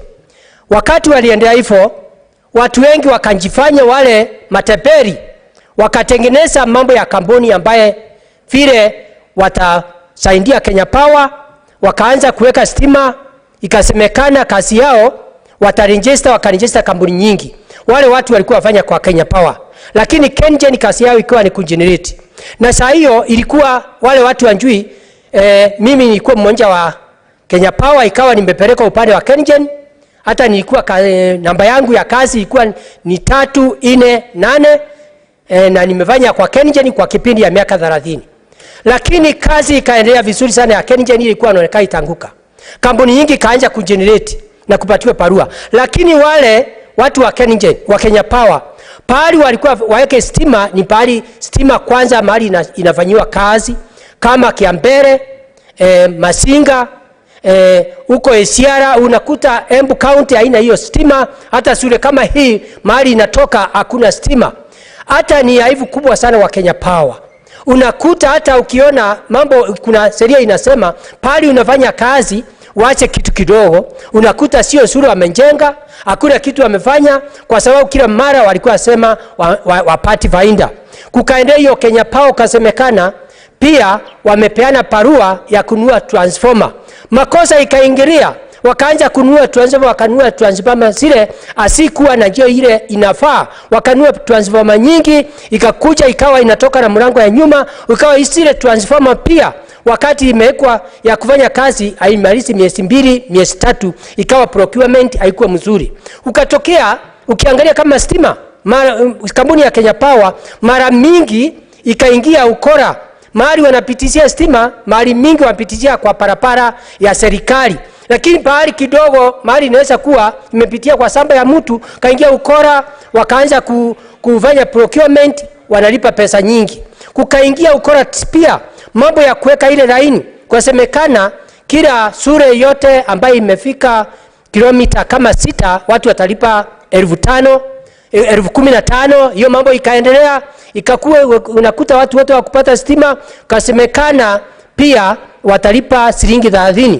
Sasa hiyo ukora yote imeendelea kwa Kenya Power mpaka leo, na ninakumbusha hata Senate mwaka jana, Bwana Speaker, mimi nilisoma statement ambaye ya kusema wakati stima ilipotea, na hiyo statement ingisema ni angekuwa hapa haikurudishwa, vile watu stima ilipotea kwa masaa 24, watu wakakufa, wengine wakapata biashara zao zimesoroteka, vitu nyingi, lakini hakuna mambo ya kuangalia vile ilifanyika. Hapo miaka ikiendelea, miaka hiyo ingine tulikuwako, unakuta kuna mambo mingi ilifanyika, unakuta ondita mambo ya mahesabu haikufanyika vizuri, unakuta saa ingine mwananchi wa chini wakati ameshindwa kulipa stima kidogo, amekaa kama miaka 5, unakuta iko na hela. Kenya Power inaingilia watu huko nje, unakuta wanadai pesa zile hata mwananchi hawezi kulipa, unakuta kuna shida. Kwa hiyo mimi, Bwana Speaker, ningeomba hata kama committee imefanya hiyo kazi, ifanye upelelezi ya kutosha, ione ugonjwa ilianza wapi ile miaka ya zamani na mpaka leo, na kuna mandeni, na ni ngumu sana kuwa kama umepatia mtu kazi kukosa kumlipa, mandeni ilipwe alafu mambo ilainishwe ndio Kenya Power iweze kufanya kazi kulingana vile inafaa. Kwa sababu serikali ya Kenya Kwanza imetuahidi mambo mingi itakuwa inafanywa na njia ile haki. Kwa hivyo, Bwana Speaker, nikiwa senator wa Embu County naunga mkono, lakini iko na usuni kwa sababu Embu County sub county ina shule nyingi na watu wengi hawana stima, na stima inatoka huko. Kama sasa nimesema nikimaliza, stima ya kwanza ilikuwa Masinga, Samburu, Kiambere, na pia ilikuwa inaitwa 7 Works, 2 haikujengwa ikawa na shinda. Saa hii hata kulipa Kenya Power, kulipa stima, kulipa kampuni ya Kenya Power imekuwa na shinda, kwa sababu unakuta hata kutoa ile mchanga imekuwa na shinda. Kwa hiyo naunga mkono, lakini hiyo ripoti iangaliwe vizuri. Asante Bwana Speaker. Asante sana. Senator Onyonka Richard. I want to thank you, Mr. Speaker, for giving me this opportunity to contribute to this motion. Mr. Speaker, actually this thing doesn't need us to say a lot of things. I just want to agree with my colleagues. There isn't an institution in Kenya today, and I'm sure Honorable Boni Halwale will agree with me, that is more corrupt, that is more disorganized, that is based on employing relatives and friends, that buys transformers which are fake, where they inflate the prices of all the wires and all the equipment that is used there, where they change the price of what the amount of tokens one is going to pay on a weekly, daily basis. Nobody can certify or satisfy or confirm, Mr. Speaker, how much money Kenya Power actually really collects on a yearly basis. Ever since I was born, ever since I went to the university, came and became a member of this house, that is the time since then, Mr. Speaker, that you look and you realize what cartel capture is about. Mr. Speaker, I believe that there's a cartel capture between KenGen, there's a cartel capture between KenGen and KPLC and Geothermal Development Authority of Kenya. The committee must go and do further investigations on actually what is going on. How certain individuals have ended up being majority shareholder of a state corporation, where they are now billionaires. Mr. Speaker, how many times have you seen people who are told, oh, go and plant trees, Kenya Power will be back planting the trees. People planted thousands and millions of trees. After that, what happened, Mr. Speaker? They came back and said, no, now we'll be buying concrete poles. Then that contract is given to individuals who have already done a tender and made sure that the budget is the one which is accommodating the tender they are going to supply those concrete poles. It's a mess. I plead with the committee in this house and the members of this house, let us just disband Kenya Power. Let us make sure we allow private companies to supply power. Let us set the operational structures of these companies so that we can reduce the power and so that we can have... Mr. Speaker, if somebody wanted, I'll give you an example. If today, Mr. Speaker, you went to Meru and you decided to actually set up a facility which produces solar energy, Mr. Speaker, you know you cannot supply that solar to the grid of Kenya Power. Neither can you be allowed for you to put your own poles and sell that power around Meru. And you know you are able to produce solar power at less than $25 per watt, per kilowatt. And yet Kenya Power keeps buying power. We are told that there is a possibility. We have signed an agreement with Ethiopia. We don't know what is in that agreement. Independent power producers are still giving power to Kenya Power. What is it that these agreements that were signed 30 years ago, why is the government of President William Ruto not able to interrogate these meetings and expose the truth so that Kenyans can benefit? I really hope the president will keep his word, so that we are able to dismantle the nonsense that is going on in Kenya Power, where you have blackouts every year. They are changing stations where applied to every year. Kenya Power is increasing the price. We are buying power. Right now, the rains are heavy. There is excessive water.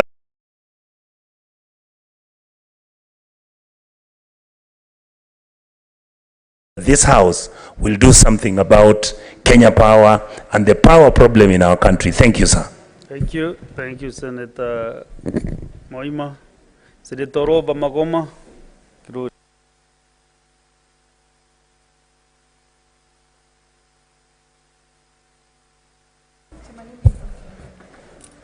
Thank you, Mr. Speaker, for giving me this opportunity to make my contributions on this report that has been tabled by the Committee of Energy. First of all, I want to congratulate the members of this committee because, Mr. Speaker, I took my time to go through this report, and I can tell you that they did a thorough job. Mr. Speaker, the biggest scam, the biggest fraud, the biggest con game in all of every other industry in this world is IPPs. Independent power producers. It's a scam, Mr. Speaker. Because if you look at how we are engaging them, we have literally instituted corruption. Because what we are saying is that we don't have the capacity as Kenya Power to produce and to distribute, yet we do. But we are putting an in-between person to trade on behalf of government. Mr. Speaker, when the Kenya Kwanza government came in and said we wanted to have a committee, a commission of inquiry on state capture. And there were people saying, what is state capture? You can't just be calling out names of state capture. IPPs is a clear example of state capture. Because this is an intentional system that has been created to facilitate deliberate efforts to just weaken an institution. Mr. Speaker, I heard yesterday my colleague saying that we have to have transparency in terms of who are the owners of these IPPs. Absolutely. Because the first thing before we talk about how to disorganize or to bring down IPPs is we need to know who has been bringing our country down. That's the first step, so that we can put the faces of these cartels, so that we can say that it is this person who is actually the beneficiary of so many children dying when we have the power cuts. Mr. Speaker, it is important. And I'm glad that this report actually states that the first thing we have to do, we have to unveil. We have to unveil these companies. We have to put faces so that we can be able to say that so and so person is responsible to all the deaths, to all the destruction every single time we have power blackouts. Mr. Speaker, I'm very happy to also see that there's a recommendation there about honoring the cheaper IPPs and basically dealing with those ones, Mr. Speaker. I am not of the opinion that we should have IPPs. I am of the opinion that they should be shut down. And I've heard people saying that we cannot negotiate contracts. We have gone to China, Mr. Speaker. This government has actually gone to China to renegotiate past loans. So who are these people in the name of IPPs who we cannot renegotiate our contracts with? Who are they? Are they God? That we cannot renegotiate what it is we have gotten into. And Mr. Speaker, when you look at how we are approaching it, it is like we are walking on eggshells. That is why I want to congratulate the chair and the committee members, because they have really come out without fear, without favor, and they've documented what they found, and they've given the proper recommendations that have to be implemented, Mr. Speaker. And on that issue of renegotiating with the IPPs, Mr. Speaker, why should we allow to be held hostage? We are an independent state. We are no longer under colonial rule. So for someone to say we cannot renegotiate our contracts, are they trying to say that they are holding us hostage? Mr. Speaker, I have heard my chair of the delegation, Kisii County, worried about Ethiopia and the kind of contracts we have with Ethiopia. Let me shed some light on that, Mr. Speaker. We traveled with the Committee of National Cohesion on different matters to Ethiopia. But while we were there, because I was also interested in this deal of IPPs and what is happening and why our electricity is too expensive, our chair of that committee then, Senator Chute, organized for a sit-down with the CEO of the equivalent of Kenya Power in Ethiopia. Mr. Speaker, only for us to find out that Ethiopia has the capacity to supply more power to Kenya at less than half the price of the cheapest IPP that is currently listed, Mr. Speaker. That means, and we asked him, why are we not taking up that offer? They said, well, the offer is on the table. We are the cheapest. We are cheaper. We are half the price of the cheapest IPP, and we have the capacity, and the offer is on the table, Mr. Speaker. So it was very interesting for me as a legislator to learn that there are so many other offers out here that we could take up and drop these IPPs so that we can bring the cost down for electricity, Mr. Speaker. Mr. Speaker, there's a funny story that I want to tell. Prior to me being coming to the Senate, I was just a raia. I was a Kenyan hustling out there. Mr. Speaker, ever since I came back to this country, I have lived in that house where I live, the home I live. My average electricity bill was between 5,000 and 8,000 Kenya shillings, Mr. Speaker. The day that I was sworn in, Mr. Speaker, the day that I came here to chambers and I held the Bible up, Mr. Speaker, and I became a senator, my electricity bill shot up to 25,000, Mr. Speaker. These are facts. It is documented. Nothing had changed. My consumption was the same, Mr. Speaker. If anything, by that time, my son has actually gone to boarding, so I was even consuming less. Mr. Speaker, I was in so much shock. When I asked for transparency, and I've heard that we are talking about transparency, Mr. Speaker, I asked for transparency of my billing. Till today, From the highest office of KPLC till today, I am yet to receive an audited report of my meter. I requested for a new meter, Mr. Speaker. It took so much drama for them to even come and audit that if my meter is faulty, they should change it. Mr. Speaker, I feel like Kenyans have been held hostage because of this lack because of the monopoly that KPLC has, Mr. Speaker. When we are talking about transparency, it's not only on the billing, because Kenyans are not understanding. Yes, you can say that, you know, the cost of fuel has gone up and it has affected so many things. But, Mr. Speaker, I want to urge from the board of KPLC, my good friend, the chair, Joy Midivo, who's sitting there, I want to urge them, first of all, to conduct a sensitization, because Kenyans want to understand this bill of mine, what exactly am I paying for? You know, whether it is the levies that are there, whether it is some service charge that is there, we need to have some sensitization so that even Kenyans can be able to understand the billing system, Mr. Speaker. It is important.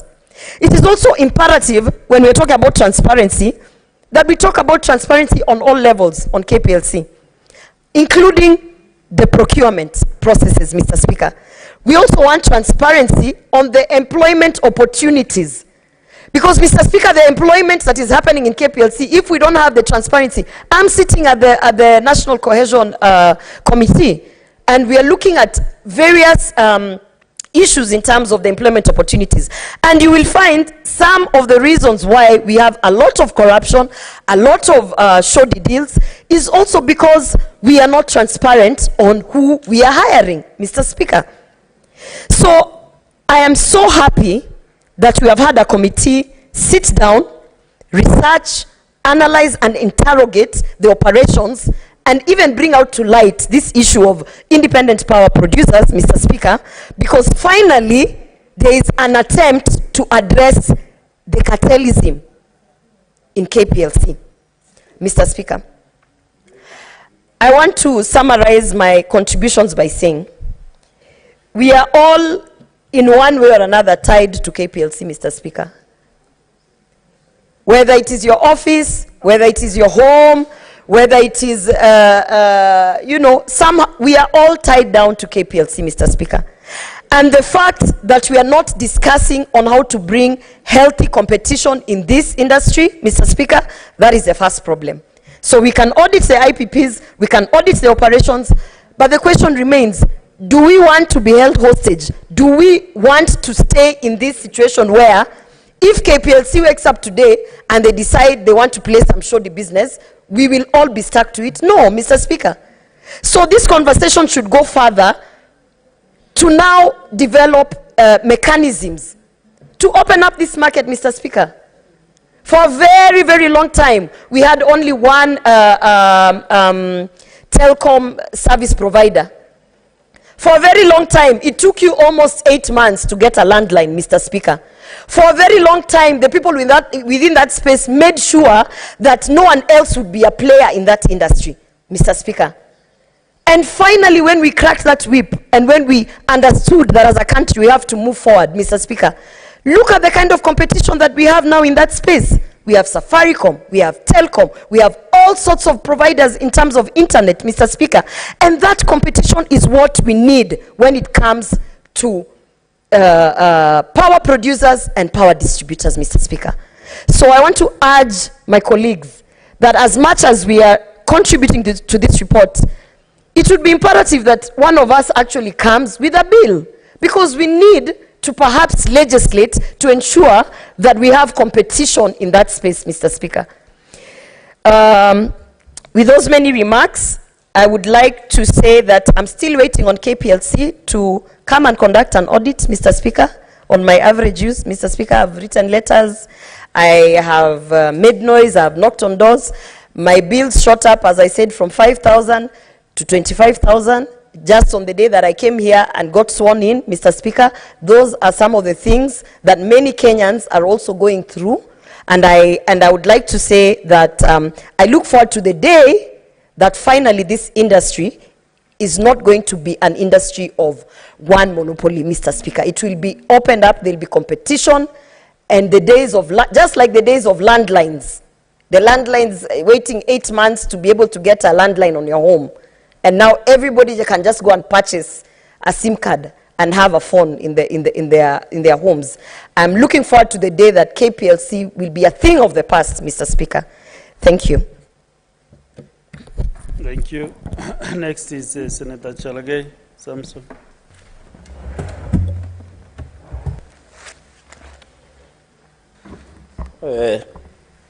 Thank you, Mr. Speaker, for this opportunity. I've read and internalized the report on the lowering costs. The report, Mr. Speaker, has given us the background very well. But I think the underscoring principle of this report, Mr. Speaker, sir, with all due respect, was like a skirt that was long enough to cover essentials, but short enough to arouse curiosity on what is happening in the energy sector, Mr. Speaker. Mr. Speaker, it is very unfortunate because the beginning of the report is overwhelming, but the recommendations are underwhelming.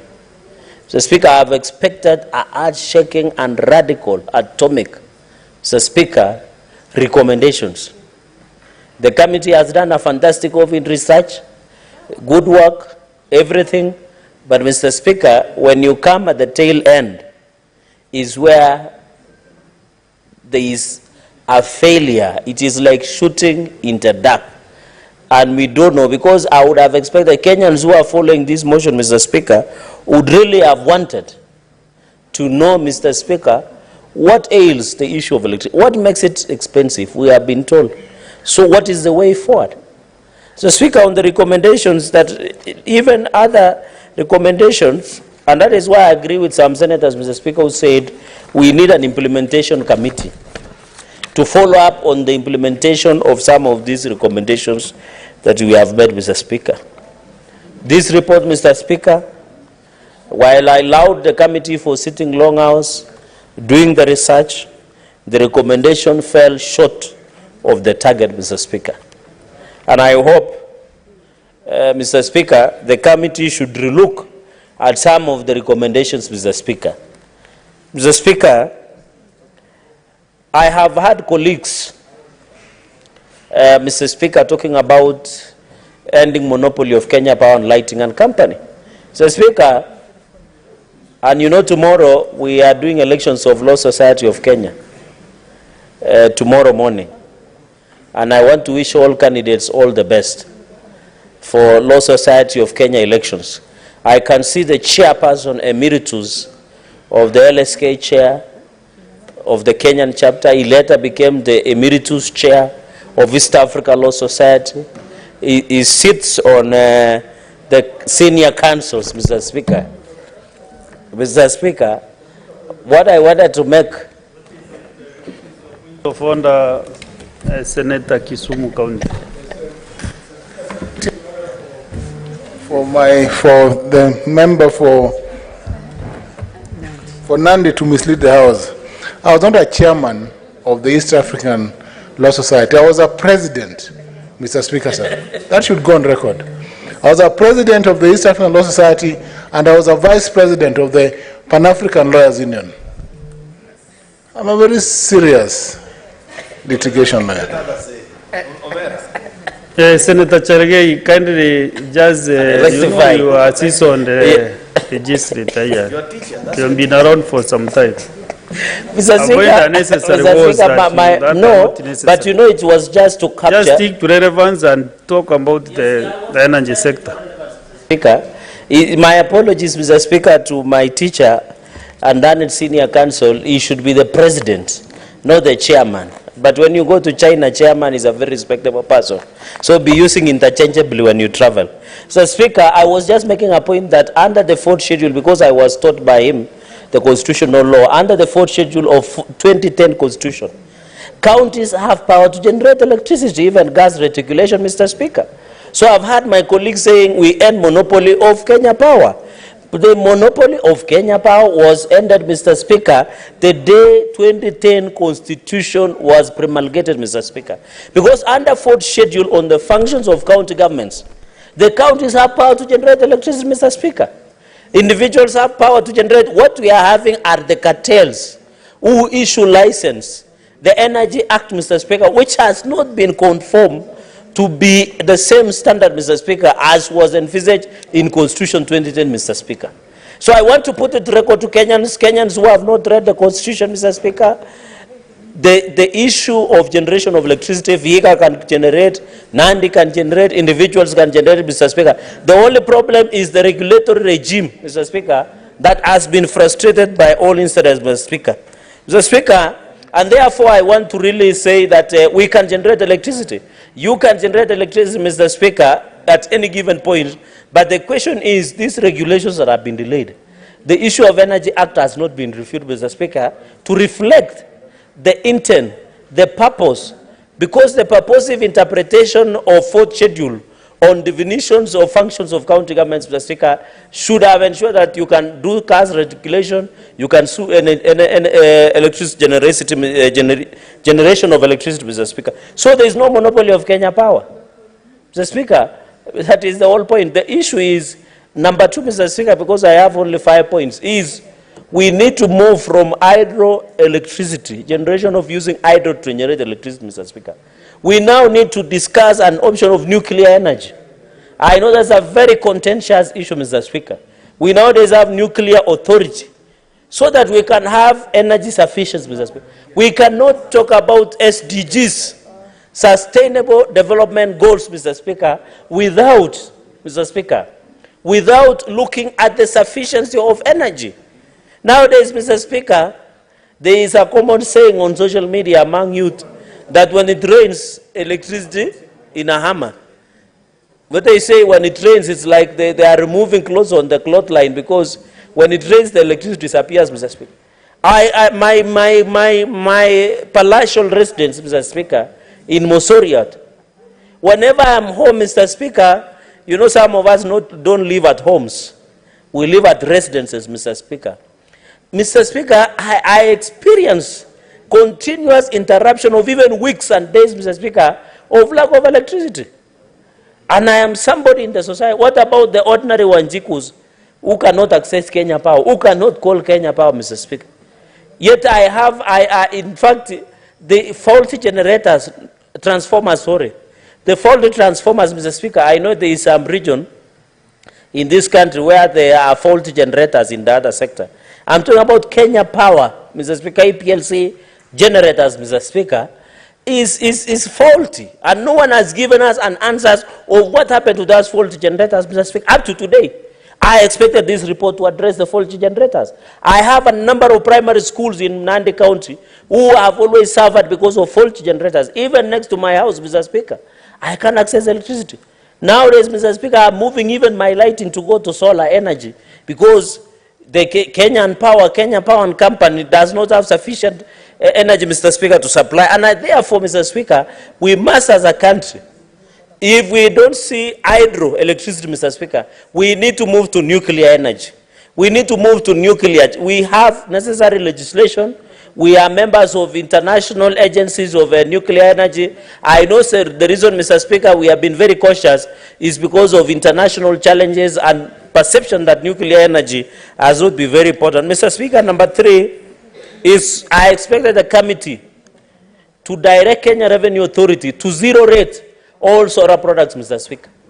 Even as the president is pushing that we plant more than 10 billion trees, or is it 15 billion trees, Mr. Speaker, we need to zero rate the issue of solar products, Mr. Speaker, so that we achieve 2 things. One is to create competitiveness to Kenya Power and Lighting Company, and number 2 is the clean energy, Mr. Speaker, which has been looked at under the climate change. You know that our president, Mr. Speaker, our party leader and the leader of this country is pushing for clean energy. How can we show goodwill if we do not zero rate solar products, Mr. Speaker? So I want to challenge, Mr. Speaker, that we zero rate the solar panel or solar products, Mr. Speaker, so that it becomes easy to access, cheap. Mr. Speaker, when you go nowadays to villages, you get our people have bought a battery and a small solar panel to listen to radio, for lighting, and a few things, Mr. Speaker. So we need to make it cheaper so that our Kenyans can access, and I'm happy nowadays, Mr. Speaker, you can access solar products within the country, but we need to zero rate. So I would have expected that the Committee of Energy should have ordered Kenya Revenue Authority to zero rate all solar products for easy access and clean energy in the spirit of President William Ruto agenda on the climate change, Mr. Speaker. Number 4, Mr. Speaker, I would have expected, I know they have ordered special audit, but they should have been specific. Mr. Speaker, as the Vice Chair, and I know you know my work at the County Public Accounts, because you have been attending our sessions, especially when Meru County Governor appears, Mr. Speaker. There are different forms of special audit. I would have expected the committee to order one audit, forensic audit, number 1, because of issues of impropriety, Mr. Speaker. Number 2, information technology software, Mr. Speaker, audit. We need to be told these meters that we use, the payments, the systems that we use, has it been audited? Mr. Speaker, we need an audit report of IT software that is being used, Mr. Speaker, by the Kenya Power and Lighting Company, because there were allegations of corruption years back, Mr. Speaker. That is number 2 audit. Number 3 audit, Mr. Speaker, is on the audit of governance.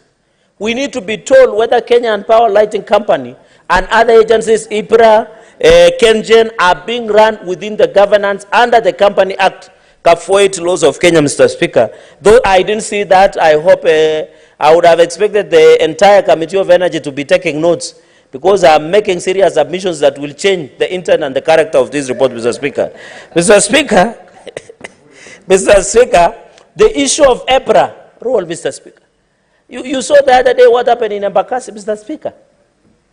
EPRA, I'm told, you know, EPRA and some of the rogue DCI officers normally collude and go and close cash plants here in Ngara, Bungoma, Eldoret, among other cities and among other towns in this country, Mr. Speaker.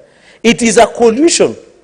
In fact, the committee report should have recommended cleanup of IPRA, because the deaths and lives that was seen in loss in Embakasi is because we were being told, and I'm told the matter has been deferred to a later date. Here in Embakasi, the people who were arrested out of criminal like culpability and negligence, Mr. Speaker, this was regulation. There is a regulatory protocol, IPRA, Mr. Speaker. We don't want to see IPRA only when they are adding 1 shilling or removing 1 shilling when they are selling diesel or petrol. There is more than the IPRA, Mr. Speaker. So Energy and Products Regulation Authority, Mr. Speaker, must be relooked at. I would have expected that within 90 days, Mr. Speaker, he ordered structural governance reorganization of IPRA, Mr. Speaker, so that we don't see nowadays, Mr. Speaker, you saw the former MD was arrested taking 600,000 shillings sometimes back. He went on to become a member of parliament. I know you know the name because you were with him in the last session at the lower house in the National Assembly, where he had to give out 600 to have petrol station be approved. Yet we see fuel being sold adulterated, Mr. Speaker. On the corridors, these major highways, Mr. Speaker, from Mombasa to Malaba, you see adulterated fuel being sold. But EPRA is only appearing to give us pricing and not doing their job. Even here in Kabrengo, here interchange of Kakamega, Luandeti, here along all the way to Mombasa, Mr. Speaker, you find adulterated fuel being sold, Mr. Speaker. There is compliance, Mr. Speaker, that needs to be relooked at. So EPRA role, the committee should. Number 5, Mr. Speaker, is on IPPs agreement, independent power producers. Mr. Speaker, I'm surprised, perturbed, and shocked, Mr. Speaker, the way I was shocked that one of the leaders in this country wanted to be the AU chair. I'm also shocked by this suggestion. Mr. Speaker, in the independent power producers, I know one in Eldoret, I know a number, Mr. Speaker, personally. Mr. Speaker, out of conflict of interest, I don't do that business, so I want to be categorical. Mr. Speaker, it is very unfortunate that the committee should have recommended that the contracts which are very expensive, that the final pricing, Mr. Speaker, is being given to the consumer. Under law, Mr. Speaker, even a title deed, if you acquire a title under the Land Law Act, and my professor of land law on conveyancing, Professor Tom Ojenda will tell you, Mr. Speaker, this, that if a title is acquired through misrepresentation or by fraud, that title can be cancelled. Are you proud of me, Mwalimu? So, Mr. Speaker, that is, I would have expected on these contracts, Mr. Speaker, that we need to relook and order cancellation, review, renegotiation of this contract, Mr. Speaker, so that we save Kenyans. How can a local company be selling power to a local company using dollars, Mr. Speaker? It's very unfortunate, Mr. Speaker. We must relook because, Mr. Speaker, these are the issues that continue to undermine the cheap electricity in this republic, Mr. Speaker. So I want to agree and I want to call upon the committee, Mr. Speaker, to still look at this. Let us know, I know their worry was that if they order cancellation or review or renegotiation of the contract because of fraud or misrepresentation, Mr. Speaker, maybe they would have done a foul of court jurisdiction in terms of their job, Mr. Speaker. But the contract law is very clear, Mr. Speaker, even in other aspects and other jurisdictions, Mr. Speaker. Mr. Speaker, the issue of 40 billion plus or approximately that is being owed to Kenya Power, Mr. Speaker, I would have expected Kenya Power to show proof of recovery process of these debts. I saw, Mr. Speaker, Nairobi City County owes Kenya Power more than 2 billion. But Kenya Power has never showed us proof to show how they are recovering that debt. Mr. Speaker, even if I owe you or you owe me loan, before you move to court, you must show that you have sent auctioneers, you have shown intention to collect, Mr. Speaker. So there should have been a process, Mr. Speaker, to show that there is recovery of that debt, Mr. Speaker. They should have been proved, Mr. Speaker, so that we have a tide to ensure that there is recovery process, Mr. Speaker. Mr. Speaker, on the Ketraco, the second final point, Mr. Speaker, is they have known, Mr. Speaker, I know of Lesos transmission line from Chemase to there is all the lines that need to be replaced. Mr. Speaker, around Lesos, my people have never been compensated by Ketraco, Mr. Speaker. Yet there are lands and wave leaves. We must ensure that these wave leaves, Mr. Speaker, are being paid properly, Mr. Speaker, going into the future. So, Mr. Speaker, we don't want to go to court. The senior counsels, both of them are here, Mr. Speaker, but we don't want to go to court. We want Ketraco to pay, Mr. Speaker.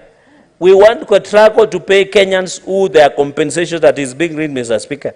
Mr. Speaker, finally on electricity last mile is I want to agree that most of these homes, Mr. Speaker, let us ensure Kenya Power ensure last mile conductivity, especially in our villages. Mr. Speaker, where you come from and I come from is predominantly agriculture. We need electricity, Mr. Speaker, to ensure that we use properly, Mr. Speaker. And Mr. Speaker, in conclusion, this is work in progress. I don't want to say this is an end in itself, Mr. Speaker, and I'm happy that in terms of regulations and Energy Act, I've seen Senior Counsel Senator Okongo Mungeni, Eric, Mr. Speaker, trying to on this issue of the law, regulations and the law, Mr. Speaker. And I want to ask him tomorrow to support one of his voters, Edna Arati, in becoming the general member of LSK tomorrow elections. Mr. Speaker, I thank you with those many remarks. I say this is a work in progress. Mr. Speaker, that is improved, Mr. Speaker. Thank you, Honorable Senators. We have visiting teachers and students from Kisima Girls in Samburu County. In the public gallery, we have 52 students accompanied by 4 teachers from Kisima Girls in Samburu County who are undertaking an education visit in the Senate. Honorable Senators, in our issued tradition of receiving and welcoming visitors to Parliament, I extend a warm welcome to them, and on behalf of the Senate and on my own behalf, wish them a fruitful visit. Thank you. Senator Zena, from my from my mind, I think, and I'm sure you come from Samburu County, isn't it? Of course, Mr. Speaker. Proceed and welcome the visitors. Thank you, Mr. Speaker, and I take this golden opportunity to welcome our students from Kisima, and I want to encourage them to pursue their dreams with the fierceness of a northern girl and the bravery of a pastoralist child, And I know we are at a moment right now where we are facing a lot of attacks from our neighboring Pokot neighbors, the bandits. And as much as we are going through this tumultuous moment, I want to assure my sisters that just like Lupita Nyong'o said, that no matter where you come from, your dreams are valid.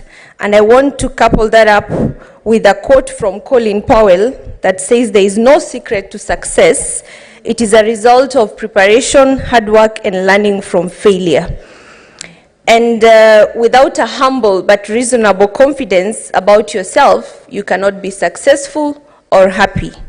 And in that, I want to leave you with one message, that to be empowered, you do not have to be rude, loud, or obnoxious. You just have to be firm, bold, and knowledgeable. With that, I'm sending each of you hugs, and I promise to visit your school soon through my mentorship programs in school, dubbed Mentoring of Mentors. And I promise to walk this journey with you, to burst open the many doors of opportunities, and to kick down all gatekeepers. Thank you, and God bless. Thank you. And Senator Chalgei, you mentioned a candidate for LSK post. How did you sneak this candidate from before me? Immediately after you mentioned this and in alert, I've just seen this candidate before my eyes. You're out of order. This is not a campaign table where I sit. Next is Senator Mutida Tabitha.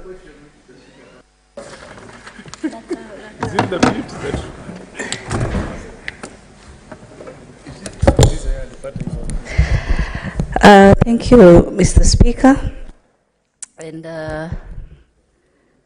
I want to rise to support the report by the Energy Committee, led by its chairman, none other than the Senator of the great county of Nyeri, Senator Mamatinga, and his colleague members who have gone down and really worked on the feedback on this report as far as power is concerned in this country.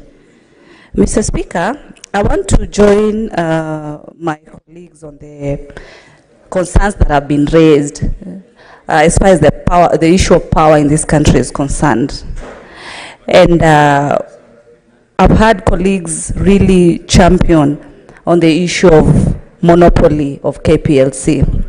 Mr. Speaker, you know very well, you know and I know that any moment that there is a monopoly, then there's more disadvantage to the beneficiaries or the end user of the commodity, and that is an indication mostly by Kenya Power. We've really cried for the longest time in regards to the issues of monopoly of Kenya Power.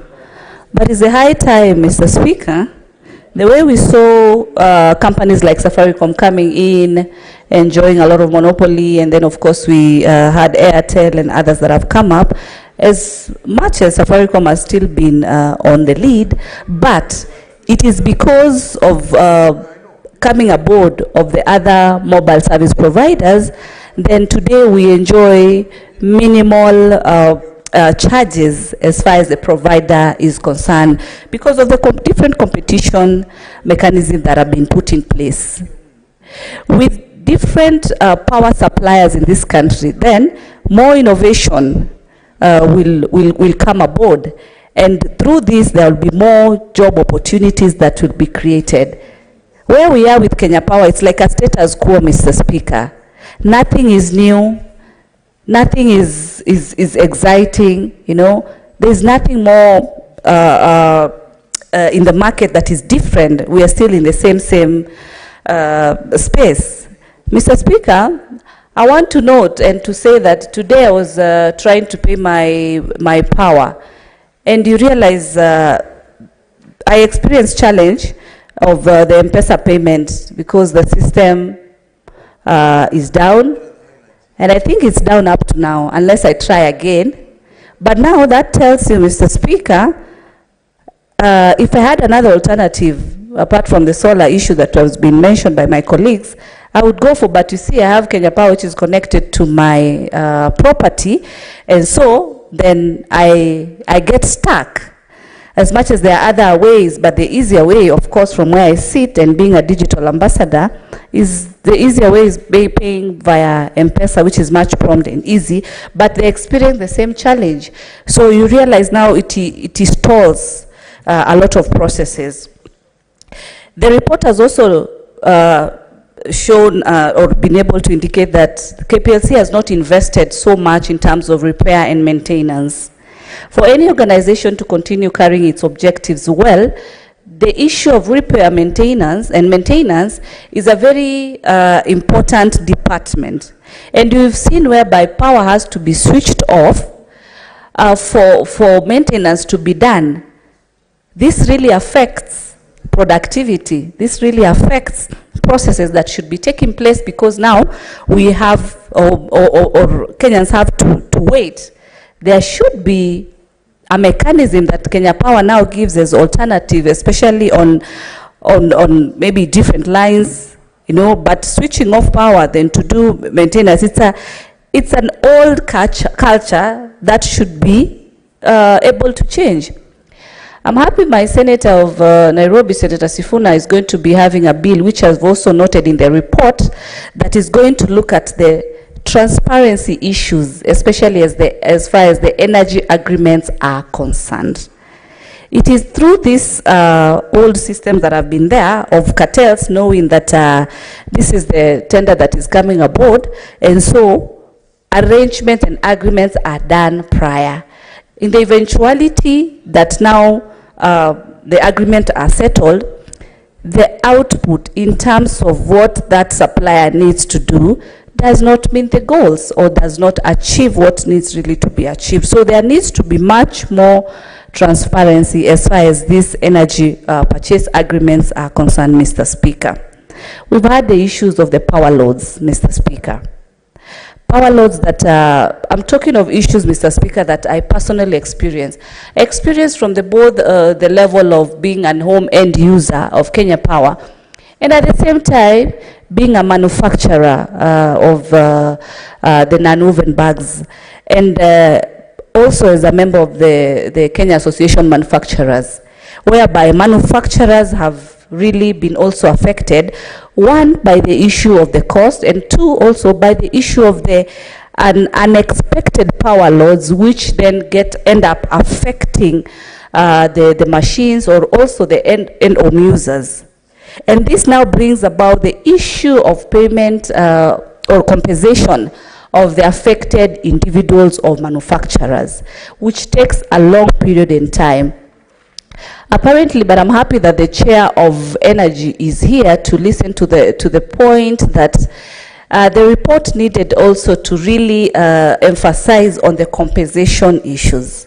You've noted how, of course, Kenyans have invested in both their households and also their manufacturing industries. But when it comes to the compensation timelines, it is a nightmare in this country. But, Mr. Speaker, when you've not paid your bill, even as little as 3,000 shillings, the rate of disconnection is higher than the rate of compensation in case of an eventuality. It is very, very low. I would urge the committee to try on the different bills that they look forward for them being proposed to ensure that Kenyans are compensated as per the value, the current value, also factoring all the inflation rates, and at the same time, the lead time that is needed to be able to ensure that these compensations are done and done on time. Mr. Speaker, the other time, last year, when the Minister for Energy, Honorable Chirchir, appeared before this House, I had a privilege to ask him on the question of the supply of the transformers. You realize Kenyans are paying? When you actually get a quotation, Mr. Speaker, if I check my current quotation of Kenya Power, that they're supposed to supply me power, the charges, the cost, actually, the invoice that I have right now from Kenya Power, I have an invoice of 3 million, first of all, and which you are expected to pay. There are no negotiations over 50%, and the 3 million is just cost of supply. You've not included the VAT, you've not included the other charges, which will total to around 4 million Kenya shillings. You're expected to pay, yes, you pay, but the delays of the supply of transformers. As I was saying, the CS, the last time when I asked him the question, he indicated that there was procurement challenges and delays. But one thing that is very unfair with Kenya Power, you only become a client of Kenya Power by the time that you are paying, by the time that you're committing your funds to the particular supply that you need.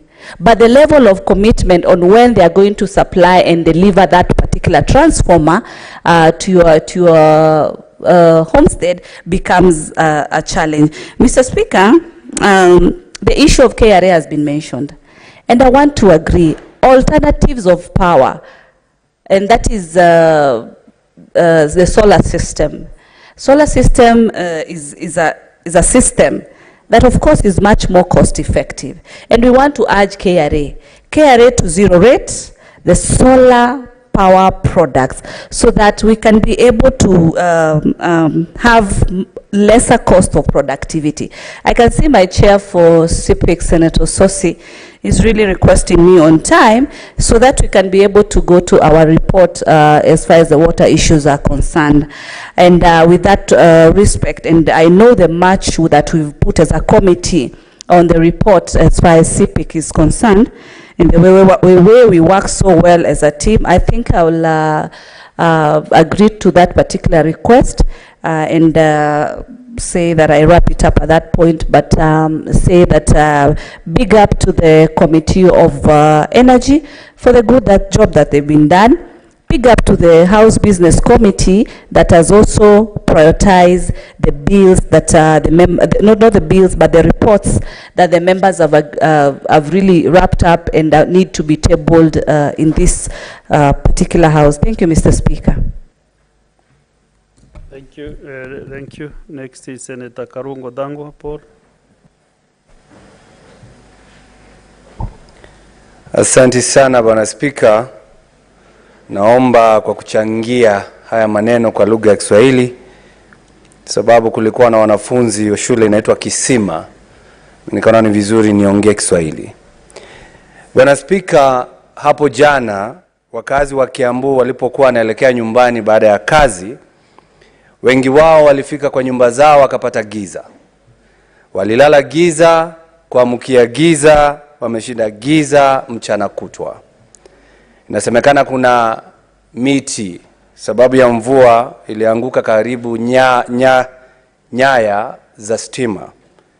Hivyo ni kusema kwamba Bwana Spika, tukijadilia maneno kama haya, ripoti kama hii ambayo imetengenezwa na kamati ya Kawi, ni vizuri kukumbusha kampuni ya Kenya Power kwamba iwe yajitayarisha wakati tunapata mambo emergency kama hayo. Bwana Spika, Bwana Spika, nikichangia na nikiunga mkono ripoti hii, ningetaka kusema ya kwamba waziri wa Kawi Bwana Chirchir wakiwa na naibu mkuu wake Bwana Washira wanisikize, sababu wako na siku 14 baada ya sisi kupitisha ripoti hii, wao kuleta ama kuachilia ripoti ya wale watu ambao wanawekeza ama wekezaji binafsi wa kuzalisha umeme, wale IPPs. Bwana Spika, Kenya mzima ingetaka kujua hawa watu ni akina nani, wametoka nchi gani, ambao Bwana Spika wanalipwa na Kenya kupitia dola. Na ukijua kwamba dola iko juu sana Bwana Spika, tungetaka kujua hawa ni akina nani. Na sio hao tu Bwana Spika, tungetaka kujua pia wenye hisa, yani shareholders Bwana Spika, ambao wote wanamiliki ile kampuni. Ndio tujue ni nchi gani ama ni wananchi kutoka nchi gani ambao wanamiliki kampuni hii ya Kenya Power. Bwana Spika, Bwana Spika, ripoti hii pia imeongelelea kuhusu ripoti ya ukaguzi wa fedha. Hiyo ni kumaanisha kwamba pia tungetaka kujua mkaguzi wa fedha ataingia pale Kenya Power atuambie hesabu za fedha kwa muda wa miaka 5 iliyopita, Bwana Spika. Ndio tujue hii pesa ya kwenda wapi, wakati wananchi wa Kenya wanatozwa pesa kupitia kununua umeme, pesa zaenda wapi, zatumika wapi? Hiyo ni mambo ambayo tungetaka kujua, Bwana Spika. Na wengi hapo wamesema lazima tujue vile tutafanya hii kampuni ya Kenya Power, Bwana Spika, itatoka kwenye ukiritimba, Bwana Spika. Lazima itoke kwenye monopoly. Sababu, Bwana Spika, ukiwa wewe ndio kampuni yenyewe moja tu nchi mzima ya watu waliosoma, ya watu wanajua kutengeneza umeme wenyewe, mpaka yenyewe lazima upate hisa, lazima upate leseni kutoka kwa Kenya Power ukitaka kuzalisha umeme yako kupitia sola ama kupitia jua, Bwana Spika. Tungetaka kumaliza hiyo monopoly, Bwana Spika, wa hii kampuni. Na naunga mkono wale maseneta wote ambao wamesema hivyo. Tukisema hii, ningetaka kunukuu rais wetu William Ruto. Wakati alikuwa anatoa hotuba yake katika bunge, hotuba yake ya kwanza, yeye pia alisema maneno ambayo inaelekea ama inalenga kumaliza monopoly katika KPLC. Na maneno yake alisema, Bwana Spika, ya kwamba atakubali, serikali yake itakubali watu kujiunga vikundi. Hivyo vikundi vinazalisha stima ama umeme kupitia njia ya cooperatives. Na hivyo vikundi zitapewa leseni ndio kuweza kueneza umeme ama stima kwenye nyumba zao pale vijijini. Hiyo ni kumaanisha ya kwamba labda sisi ndio tumelalia masikio kama seneti, labda tungekuwa tumeleta hii sheria hapa. Ndio tukileta hii sheria hapa, wale watu vijijini wapate fursa ya kutengeneza umeme wao na kuuza umeme wao. Na tuambie county, Bwana Spika, county zote ndio zimepatiwa majukumu ya kuzoa taka. Wamepatiwa jukumu kuokota taka, Bwana Spika.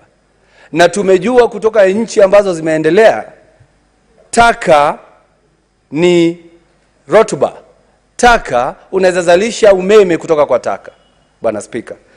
Tunapeleka pesa nyingi kwenye county na hakuna county yoyote nchi nzima ambaye imeanzisha kutengeneza umeme ndio waweze kusaidia serikali kuu ama ndio wapunguze bili za stima ambazo zinaendelea.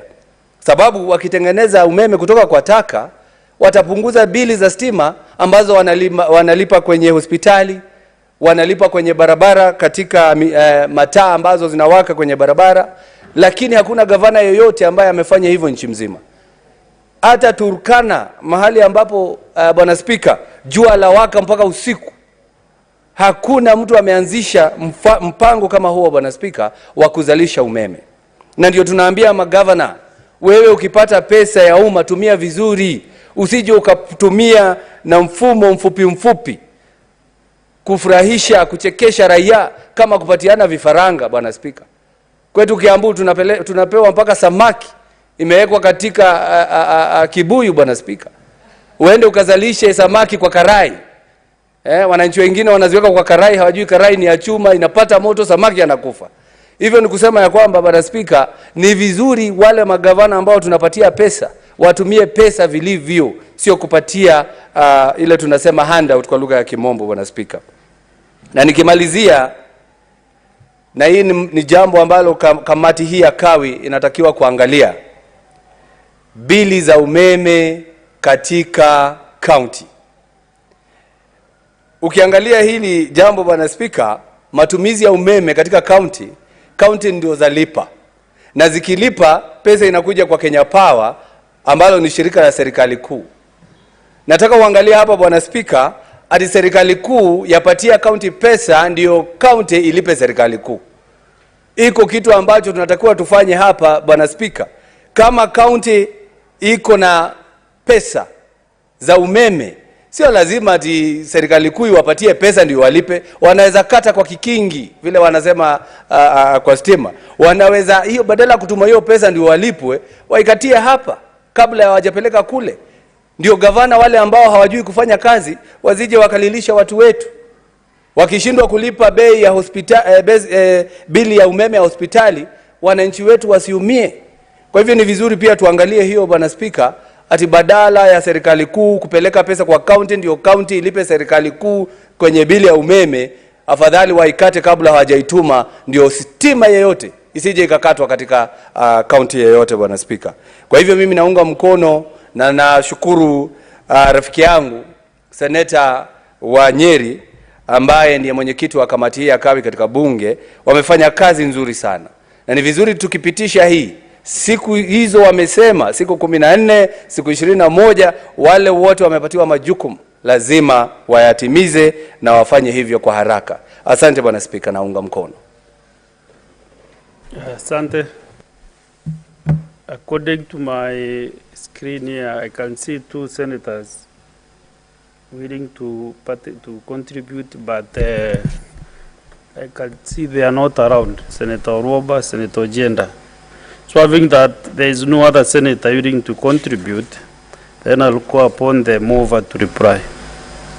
Senator Matinga. Thank you very much, Mr. Speaker. Sir, indeed, I want to kick it off to reply by, first of all, thanking all members for the enormous contribution and support. Indeed, this was a great job that the committee did.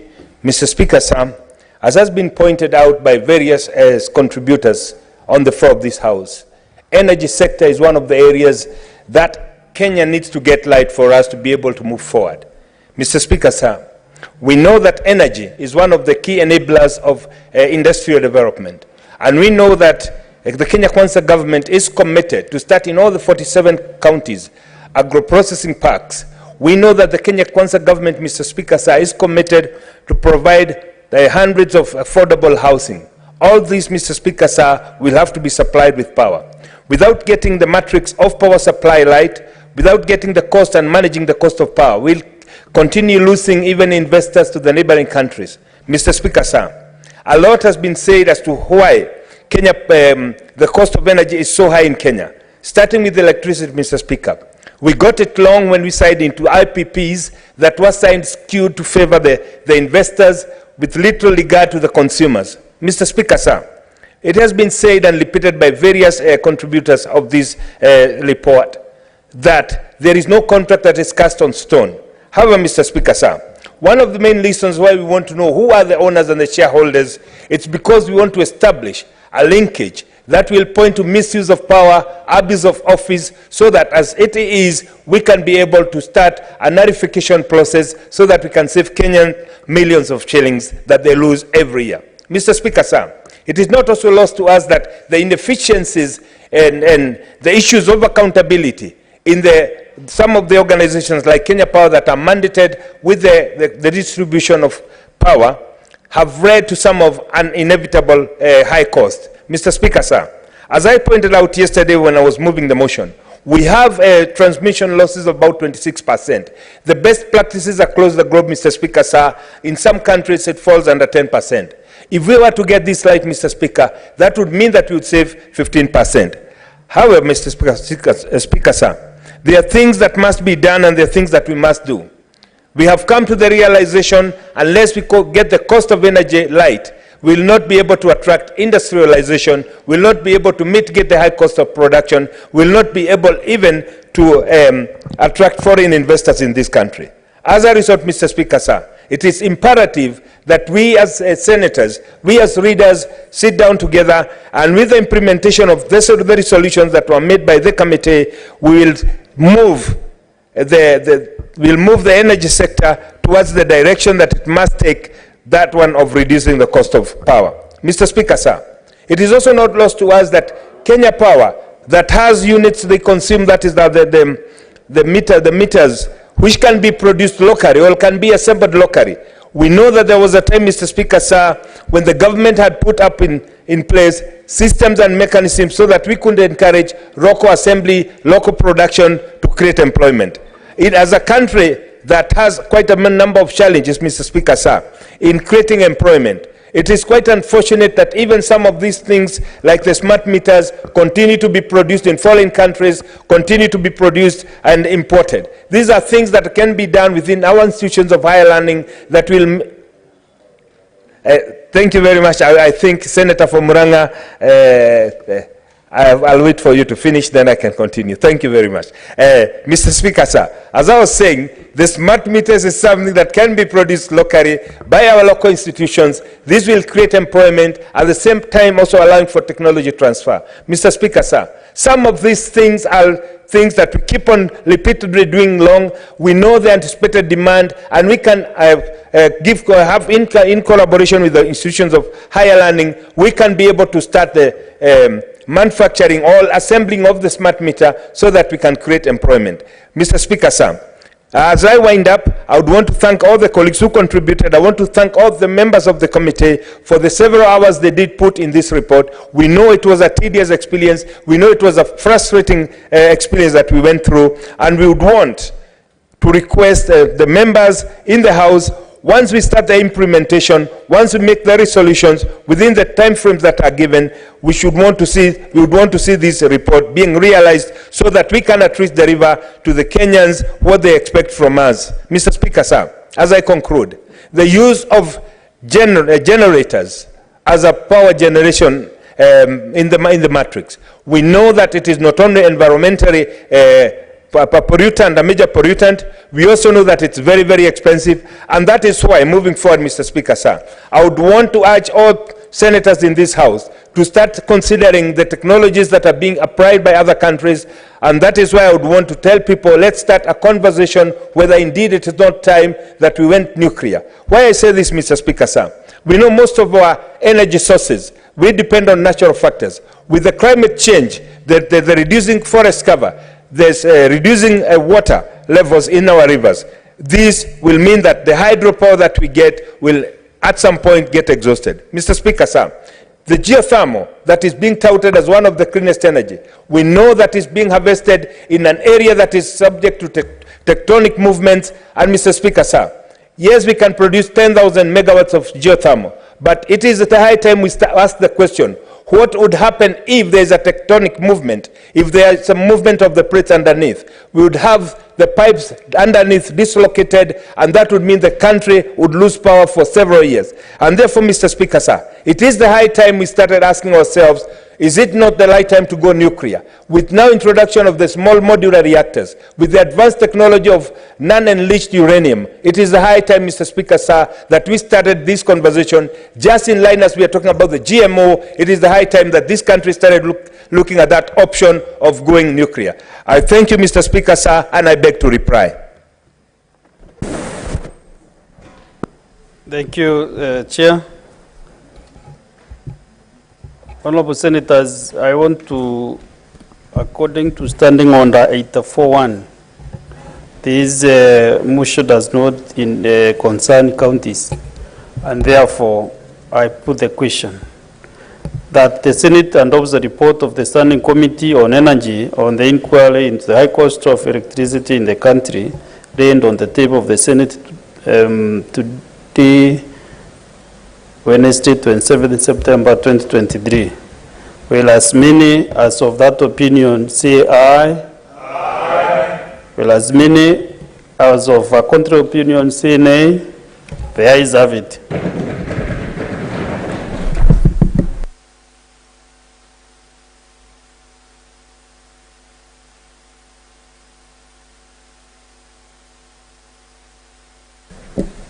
Okay, thank you. Let's go to the next order.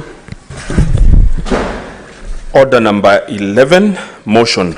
Report of the Select Committee on County Public Investments and Special Funds on non-remittance of pension deductions to the pension scheme by county government entities. Chair CPIC, Senator Ososi.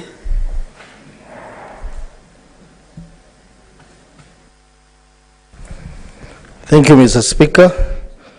Mr. Speaker, I beg to move that the Senate adopts the report of the Select Committee on County Public Investments and Special Funds on non-remittance of pension deductions to the pension schemes by the county government entities laid on the table of the House, on the table of the Senate on Wednesday, 14th February 2024.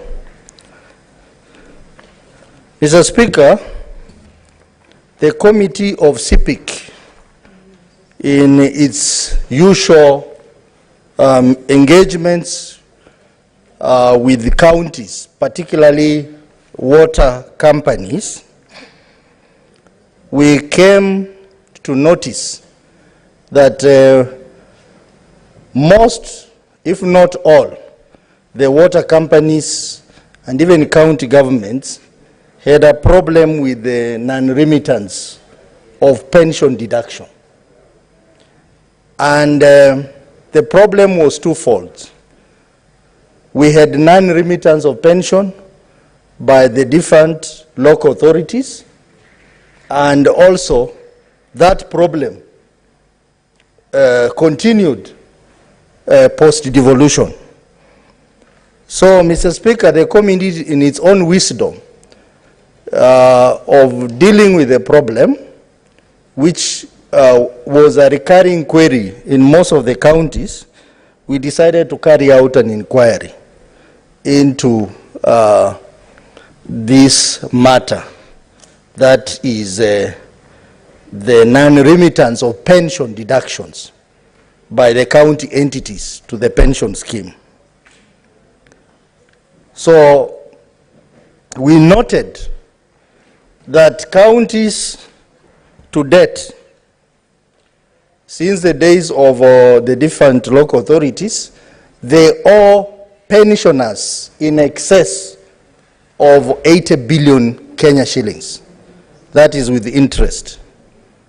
And our pensioners are languishing in poverty. Some of them have even passed on. Some are very poor. Some have even been staging demonstrations at the two schemes, that is LAP Fund and CPF. So the committee has undertaken this inquiry and has come up with a number of issues which I'm going to raise in while seconding to this motion. But Mr. Speaker, because of the interest and the huge amount of money involved, we had an engagement with a number of stakeholders, and we received submission as well. We had an engagement with the National Treasury and Economic Planning, and I want to thank the CS, Professor Njuguna Ndungu, for being very, very, very cooperative to the committee. The Kenya County Government Workers Union, which is the trade union wing.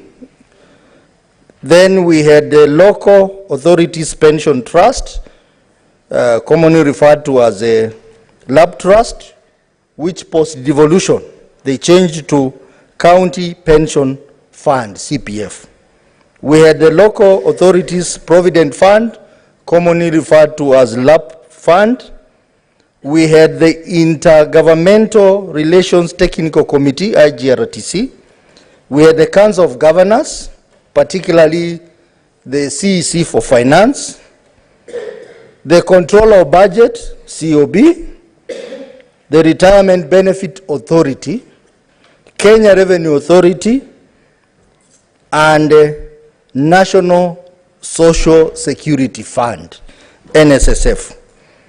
Mr. Speaker, in its appearance before the committee, the National Treasury and Economic Planning Ministry submitted that the matter of outstanding pension liability was weighty and was therefore therefore requested the committee to take the matter seriously and ensure that the pensioners who are languishing in poverty are assisted by this House.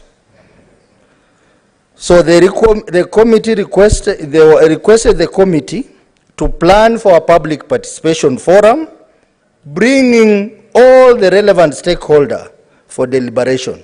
And I want to thank the Ministry, the Treasury, for supporting this initiative.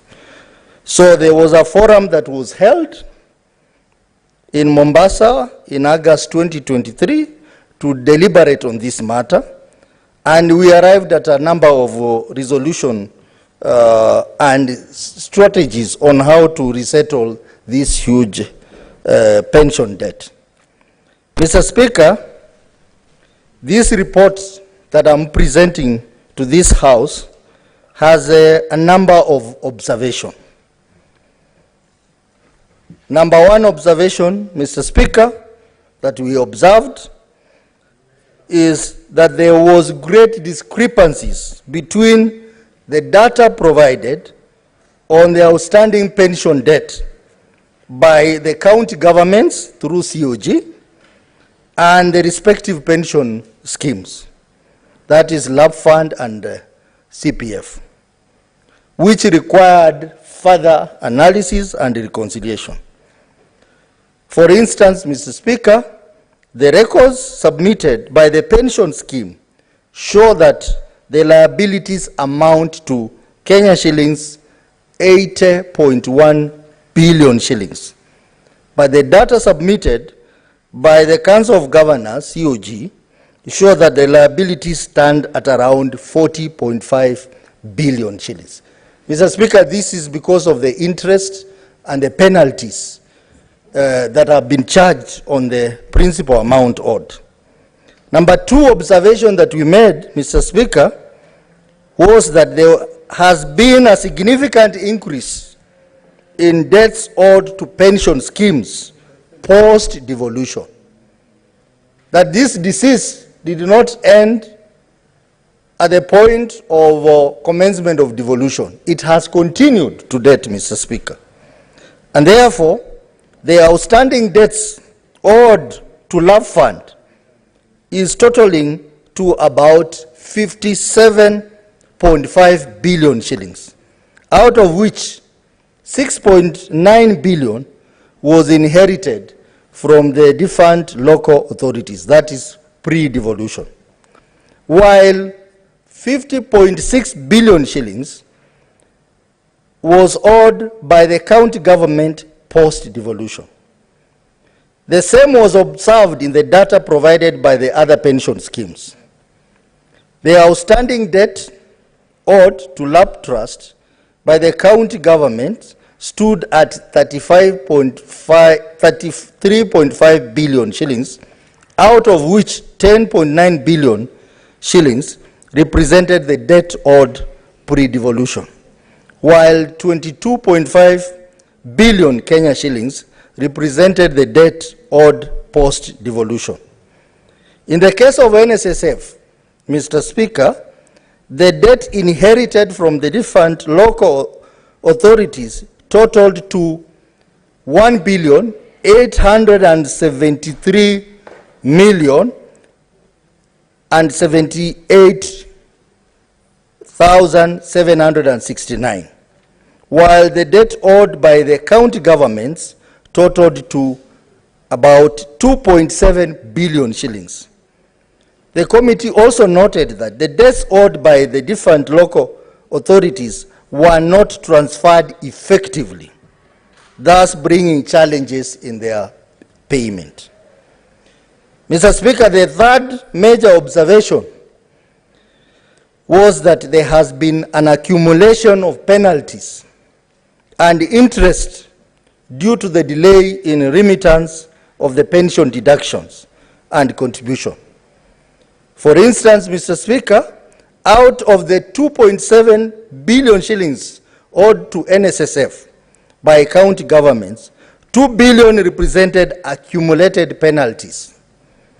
In case of a debt, the debt owed to NSSF by the different local authorities, out of the 1.8 billion shillings owed, 1.6 billion represented the accumulated penalties. Mr. Speaker, and these penalties are provided for in law, as I will demonstrate later. This is also seen in the data submitted by the other pension schemes. For instance, out of the 57.5 billion shillings owed to LAP Fund in respect of pensions, 51.7 billion represented accrued interest and penalties. In case of LAP Trust and CPF, LAP Trust and CPF is managed together. LAP Trust was before devolution, after devolution, CPF, but the LAP Trust Fund still exists. Out of the total pension debts of 33.7 billion shillings and 3.7 billion shillings owed to the two schemes respectively, 23.6 billion shillings and 1.7 billion shillings accounted for accrued interest of the two schemes respectively. Mr. Speaker, the fourth observation was that 5 county governments, namely Nyeri, Tana River, Nyamira, Kakamega, Kwale, signed debt payment agreements with the CPF and have so far made efforts 60 million. Out of the 5 counties, only Nyamira County and Nyeri County have fully settled their principal pension contribution. Additionally, Kisumu County, Kirinyaga County, Makueni County, Bungoma County agreed on a repayment plan with the CPF. So there are some counties which have entered into debt repayment plans or agreements with the pension scheme, particularly CPF. A few of them have paid, others signed the agreements and they have not paid.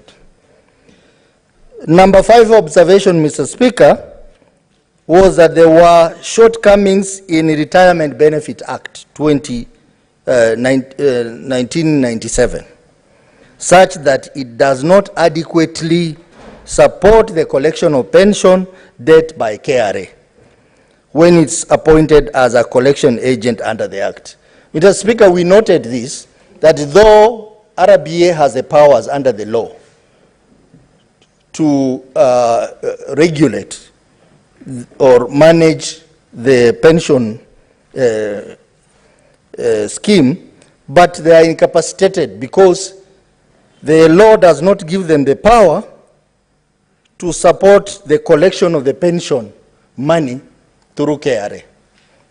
And we have proposed amendments in our report to the RBA Act and KRA Act. Number 6 observation, Mr. Speaker, the stakeholders attributed the non-remittance of pension contribution to financial challenges. The usual financial challenges that counties talk about. One, the issue of diversion of budgeted pension contribution to other activities. And this was brought out very clearly by the controller of budget, that when counties make requisition, the requisitions are approved, but they end up paying something else. And the first casualty in that arrangement is usually statutory deduction, like pension. The other challenge was non-sustainable pension contribution rates in the public sector, changes in employer institutional arrangement, delay in disbursement of funds by the National Treasury and Economic Planning Ministry, and also administrative lapses caused by poor record keeping, particularly pre-devolution. The other observation, Mr. Speaker, was that successive county government have failed to recognize or honor pension liabilities owed by the county when they came into power. That every governor who has come in has had this problem of not honoring the statutory obligations, including payment of pension and payment of NSSF.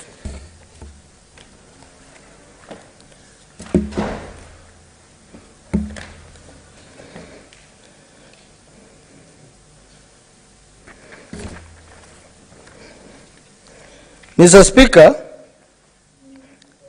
we have listed other observations which are contained in the report, but the ones I've highlighted are the most crucial one, which the committee considered.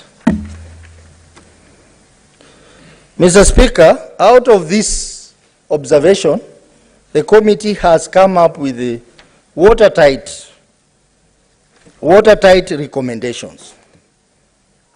So with an intention of ensuring that this Senate helps the pensioners get their rightful and legal money owed to them.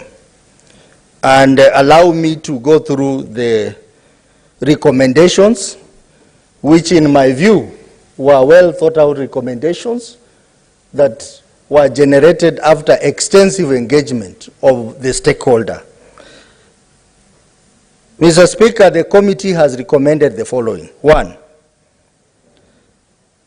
that the Cabinet Secretary in charge of the National Treasury and Economic Planning establishes and gazettes a multi-agency task force within 30 days of adoption of this report by the Senate.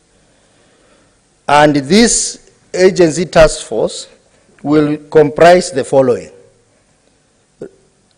representative of the CS in charge of the National Treasury, Attorney General, the CEO CPF and Lab Trust, CEO Lab Fund, Controller of Budget, CEO NSSF, CEO Retirement Benefit Authority, CEO IGRTC, the leadership of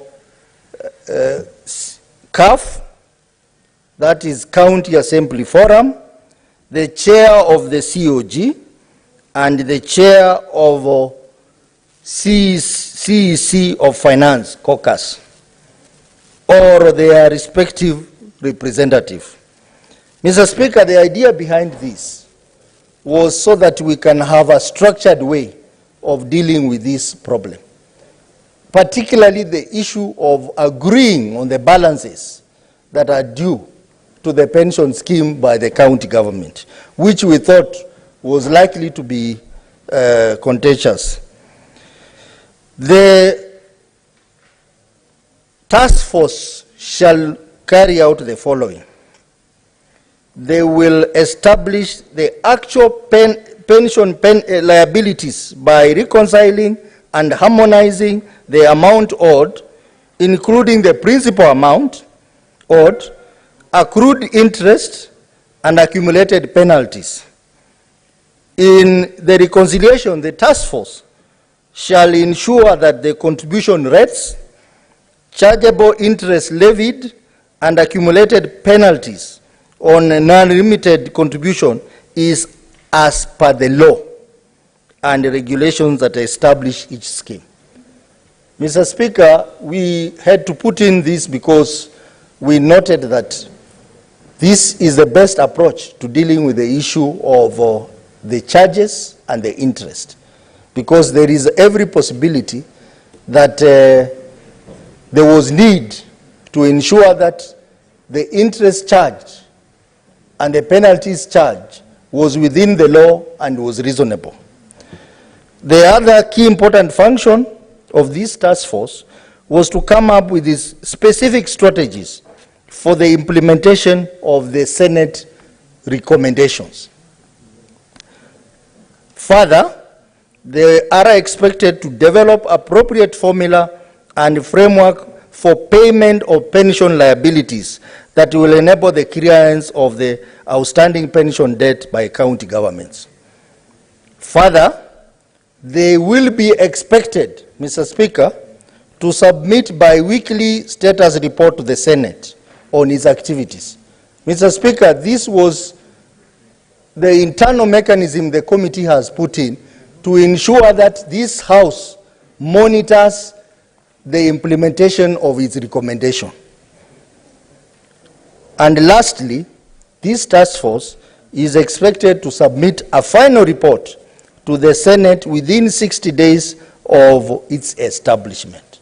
So within 60 days, within 30 days, after passing this report, the CS for Treasury is supposed to set up and gazette this task force, and then 60 days after their establishment, they are supposed to present a report, a final report to this Senate on how they want to go about resolving this issue. Mr. Speaker, I think this is the system we are put in place to ensure that county governments will not run away, to ensure that the Treasury will do its job and all the stakeholders will be involved. And I hope that if this report is provided to this House within that period, we will be in a position as a Senate to have started the process of dealing with this problem. Number two major recommendation, Mr. Speaker, was that once a report of the task force is adopted by the Senate, the Attorney General formulates debt settlement agreements between the county entities with outstanding pension liabilities and pension scheme. The agreement shall be formulated and signed within 90 days of adoption of the task force report by the Senate, and shall also be signed by the Controller of Budget and the Attorney General as witnesses, and a copy shall be submitted to the Office of the Auditor General.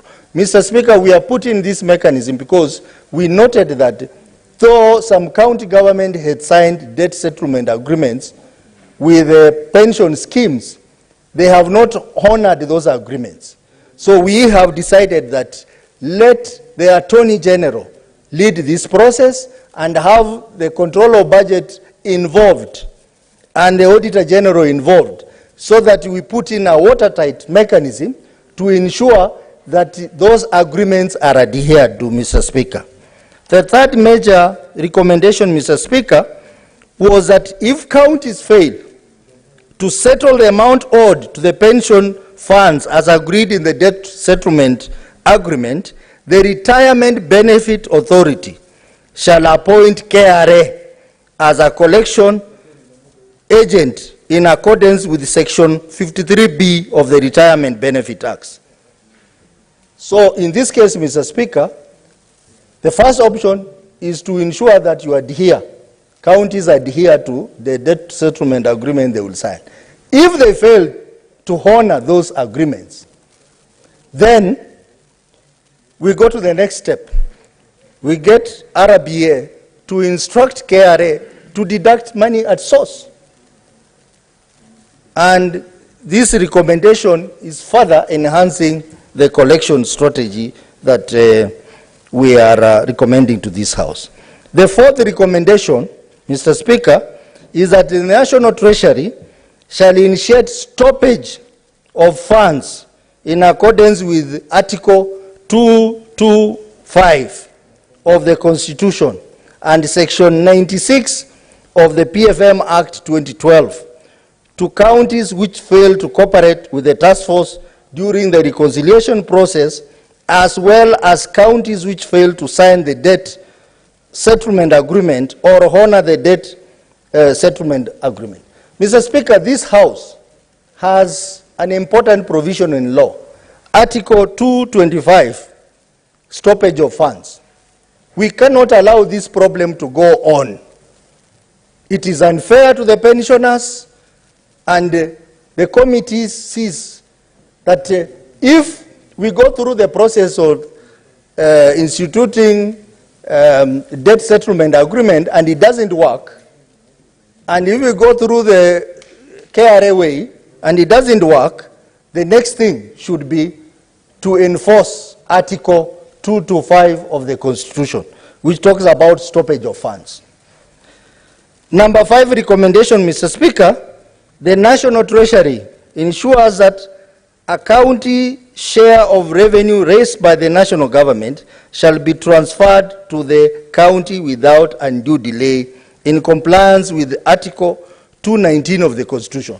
Mr. Speaker, one of the reasons counties gave for non-remittance of funds was because of delayed disbursement of shareable revenue. In that case, Mr. Speaker, we propose that Article 219 be enforced. And I think this is not just on matter of pension, Mr. Speaker. I think this is something that this House must really think through, because the law is very clear that money that we pass here, when we pass the disbursement schedule, must be sent to the counties in time without due delay. Mr. Speaker, the 6th recommendation was that where there is a delay in transfer of funds from the Exchequer to County Revenue Fund, any interest or penalties attributable to the delay shall be paid by the national government. This is just further recommendations we are giving, Mr. Speaker. The 7th recommendation, Mr. Speaker, was that counties ensure timely remittance of current and future pension obligations through the administrative and existing legal framework, including amendment to the law to attach personal liability to the accounting officer in the event of non-remittance of funds once the funds have been received from the Exchequer. Mr. Speaker, I think it's high time the accounting officers must be accountable for not remitting statutory deductions. And this recommendation deals with that. Recommendation number 8, Mr. Speaker, was that the Public Finance Management Act, number 18 of 2012, be amended to provide for statutory dues such as taxes, pension deductions as a first charge on the County Revenue Fund. Mr. Speaker, this is just to ensure that counties pay the statutory deductions in time.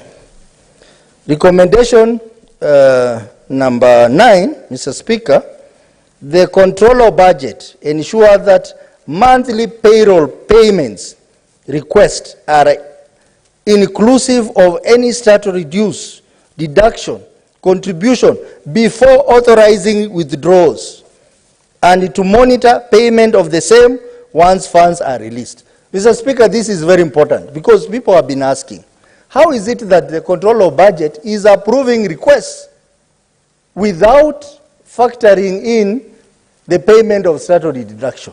These recommendations will deal with that bit, Mr. Speaker. Recommendation number 10, Mr. Speaker, I'm almost winding up. The national government, through the National Treasury, considers issuing conditional grants to counties for settlement of pension liability owed pre-devolution. However, for counties to be eligible to access the above conditional grants, the county has to produce a clearance certificates or a document showing that they have cleared all the statutory dues, including tax and pension contributions that were accrued in the post-devolution period. Mr. Speaker, counties have a problem paying debts before devolution. We are proposing that we have a conditional grant to help counties clear these debts. But before they are given this conditional grant, Mr. Speaker, they must demonstrate they have cleared debts which they have incurred during post-devolution period.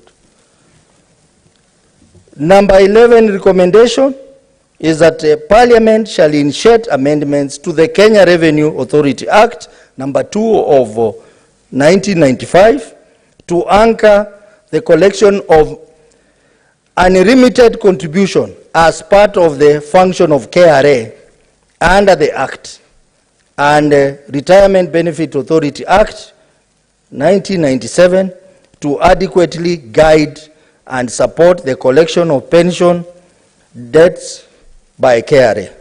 The proposed amendments are annexed to this report, Mr. Speaker. Mr. Speaker, this recommendation is very important because this was one of the limitations that KRA cited, that they are unable to recover this money at source because of the limitation in the KRA Act.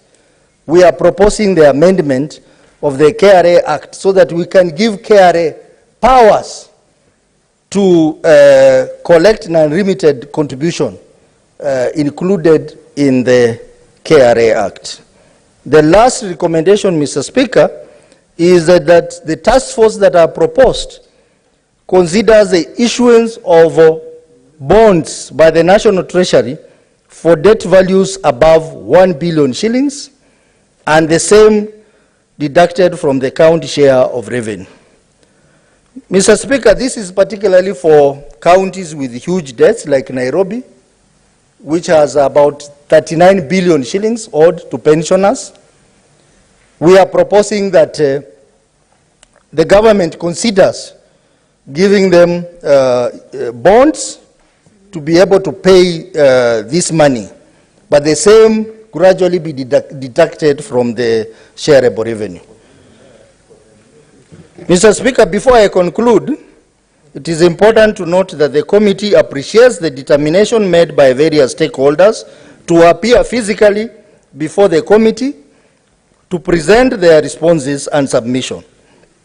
These appearances allowed the committee and stakeholders to collaboratively come up with the solutions that I have presented to this House on the pressing matter of non-remittance of pension deduction. In conclusion, Honorable Speaker, I wish to register my appreciation to the Office of the Speaker, the Office of the Clerk of the Senate, the Office of the Auditor General for facilitating the work of the committee and making the production of these reports possible. The committee also appreciates the members of the Secretariat and liaison officers from the Office of the Auditor General, the EACC, Controller of Budget, and the Treasury for their commitment and dedication to duty. Final appreciation goes to the distinguished and dedicated members of the committee who are in this House, and I want to mention especially Honorable Senator Godfrey Osozi, yours truly, Honorable Professor Tom Ojenda, Vice Chairperson, Honorable William Kisang, Honorable Paul Karungo Thangwa, Honorable Miraj Abdullahi, Honorable Eddie Okech, Honorable Hamida Kibwana, Honorable Maureen Tabitha Mutinda, Honorable Olekina, Ladama Olekina, for their dedication, for creating time out of their busy schedule to attend and actively participate in the proceedings and final production of this report. Honorable Speaker, on behalf of the committee, I now wish to urge the Senate to adopt this report and the recommendation therein. And this is going to unlock over 80 billion shillings that pensioners are owed to the pension scheme so that the pensioners are paid their money. They have suffered for long. And the only house that can do that is the Senate. Mr. Speaker, I beg to move, and there are so many requests for secondment, but I want to request the members to allow me to ask the senator who feels the pain, too much pain, of 39 billion shillings, the Senator of Nairobi, Edwin Sifuna, to second. to second. Senator Sifuna, 5 minutes. Proceed to second the motion. Thank you, Mr. Speaker. I thank the chair of the committee on CPIC for the honor to second the motion for me. I'm going to take 5 minutes, Senator Olekina, I assure you. Mr. Speaker, it is the American gangster Al Capone who said you should not mistake his kindness for weakness. I want to start by saying this Senate needs to get tougher on governors, because somehow, because they have heard that Senator Sifuna and the others are strongly pro-devolution, that we will defend devolution every single day, they have started taking advantage of our kindness and even showing us a lot of what they call madarao in the streets of Nairobi. Mr. Speaker, therefore, this is another opportunity for us to demonstrate to these governors that they cannot be coming to Senate to cry, for us to defend them, for us to give them resources, but the poor pensioners, people who have retired from the county governments, are not receiving their pensions, and these pension funds are not receiving remittances, Mr. Speaker, because counties have refused to remit this money. Mr. Speaker, I want to agree strongly with the suggestions that have been made by the committee here, and I wonder why Senator Osotsi and the committee went for a task force again, which will just buy these county governments more time. I am in strong support of the recommendations by Senator Osotsi that we need to deduct this money at source. Just deduct this money at source the way KRA does, and governors will come and cry. I have seen here at page 20 of the report, counties are blaming non-remittance of money for, from Exchequer for why they are not remitting this money to the county to pension fund. Mr. Speaker, that would be true if they were also behind payment by only the same amount of time that the government has failed to remit the money or the Exchequer releases to them. If you look at page 20, the county governments are saying that the main cause of non-remittance of pension deductions was delayed disbursement of county government equitable share of revenue, where the National Treasury had consistently on average been 3 months in arrears when it comes to disbursement of equitable share, causing the delays in disbursement of pension deductions. Our expectation is, if that is the correct position, Mr. Speaker, then all the county governments should only be at the maximum in arrears of 3 months contributions. But what we know from the ground, Mr. Speaker, is that because these deductions are easy, they are effected on the people's pay slips. What the county government is doing is using and diverting these resources for payment of other pending bills within the county governments. I am a strong proponent, Mr. Speaker, of the Senate either doing what has been recommended here, of making sure that you utilize KRA to retain these monies at source, or, Mr. Speaker, the Senate should ring-fence monies for payment of these statutory deductions at source in this house, on this floor, so that these county governments do not continue giving these pensioners stories that don't make sense. Mr. Speaker, therefore, if you look at the breakdown of the debt at page 13 of that report, you will see, Mr. Speaker, that in fact, the amount of debt that was accumulated prior to devolution pales in comparison with what has been accumulated over the years, especially the penalties that have been imposed for those non-remittances. And as Senator Osotsi has said, Mr. Speaker, Nairobi has now become notorious and infamous. If there is any money that is owed by county governments, Nairobi always takes the bulk of the share. Mr. Speaker, if you talk about pending bills, Nairobi is leading in pending bills, almost 100 billion shillings unpaid to suppliers. The other day when we were discussing the report by the Energy Committee, Kenya Power and Lighting is owed 3.5 billion shillings by all counties, and out of that, 2.17 is Nairobi County alone. Now again, Nairobi is featuring as the #1 county here out of the 80 billion that is owed to the pension funds by the county governments. Nairobi takes the share of almost half at 39 billion shillings. Mr. Speaker, when you speak to the counties, you will see in the report, they are also saying, that their own source revenues are low. Nairobi collects almost 20 billion in on-source revenue. Our total budget this year, Mr. Speaker, is over 40 billion shillings, in addition to the 20 billion that comes from the division of the equitable share. So, Mr. Speaker, for me, I want to say that this House must take very, very strong positions on these issues, because we are fighting for people who retired from these county governments years ago. People have passed on, their families are camping at the offices of the CPF, at the offices of Lab Trust and Lab Fund, looking for payment of pension that should have essentially been paid for by now.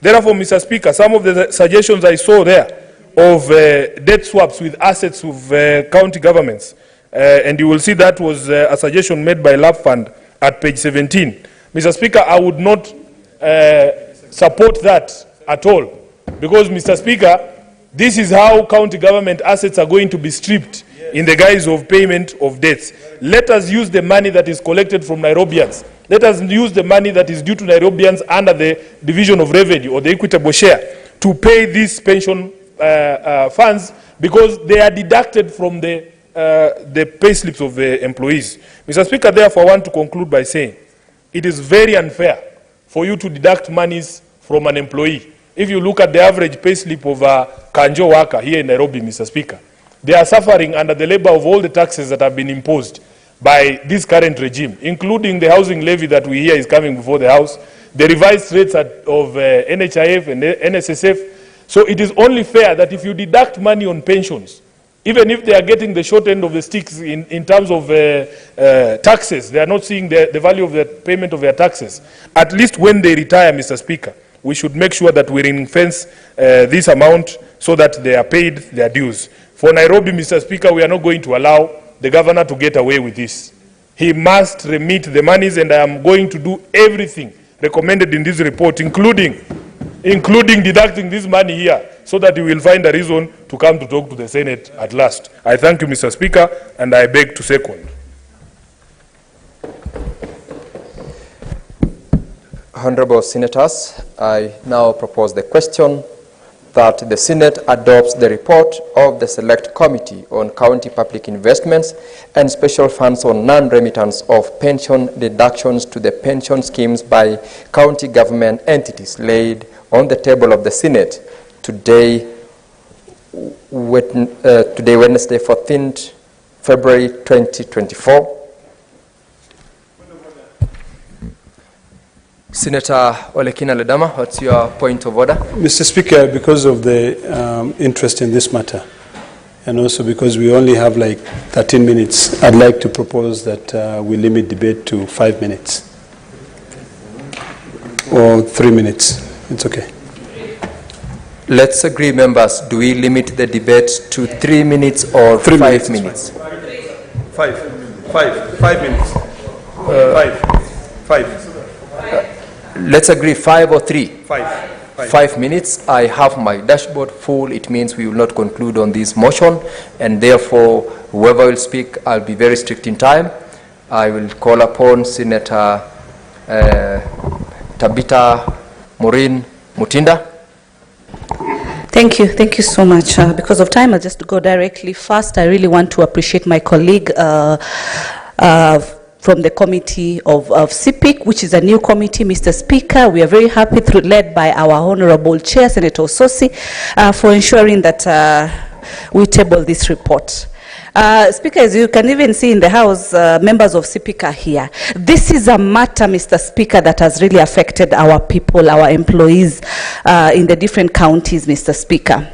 CPIC is a new committee, and this is a matter that each and every member of CPIC has been very passionate, which also extends to the other governors, to the other senators in the different counties that they come from, because there has been a big thorn on the issue of the pending, unpaid, and remitted pension.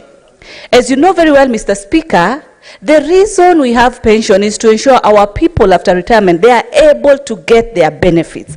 Their benefits so that they can sustain their cost of living.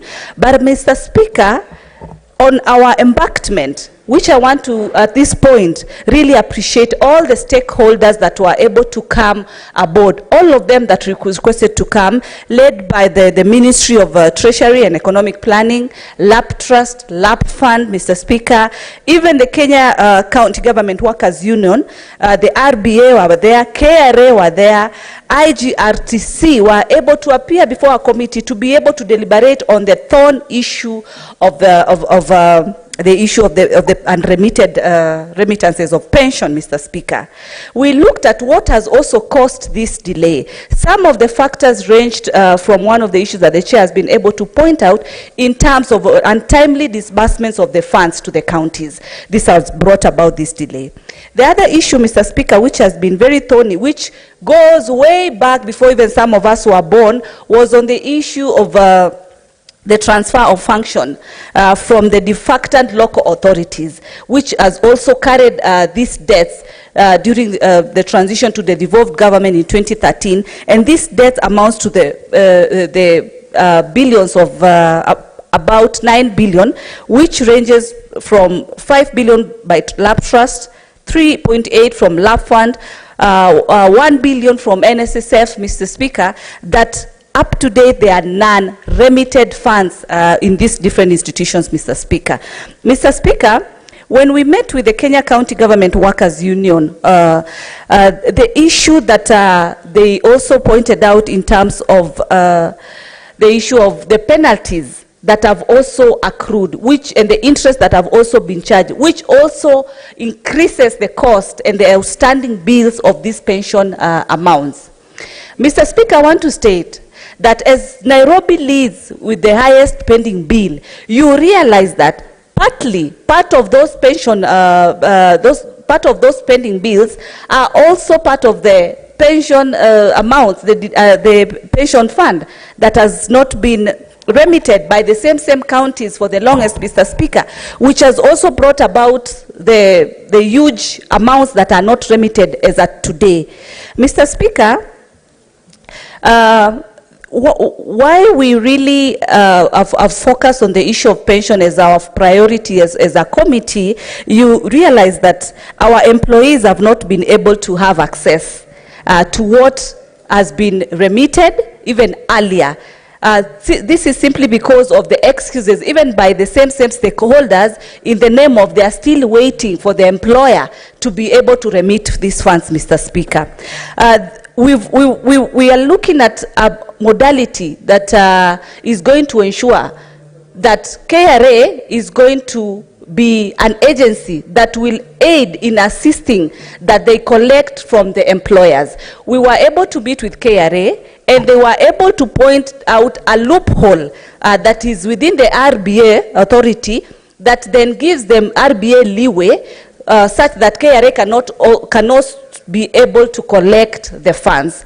But as a committee, we've been able to point out this, and I believe when this amendment is going to take place, then the RBA KRA amendment is going to take place, it's going to sort out this issue such that KRA will come in and be able to be an agent in between the employer and the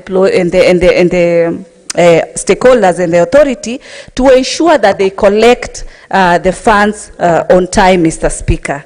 Mr. Speaker, we also as a committee... Your time is up, Senator Tabitha. Senator Olekina, proceed. Thank you, Mr. Speaker. Mr. Speaker, I'll try to be very fast.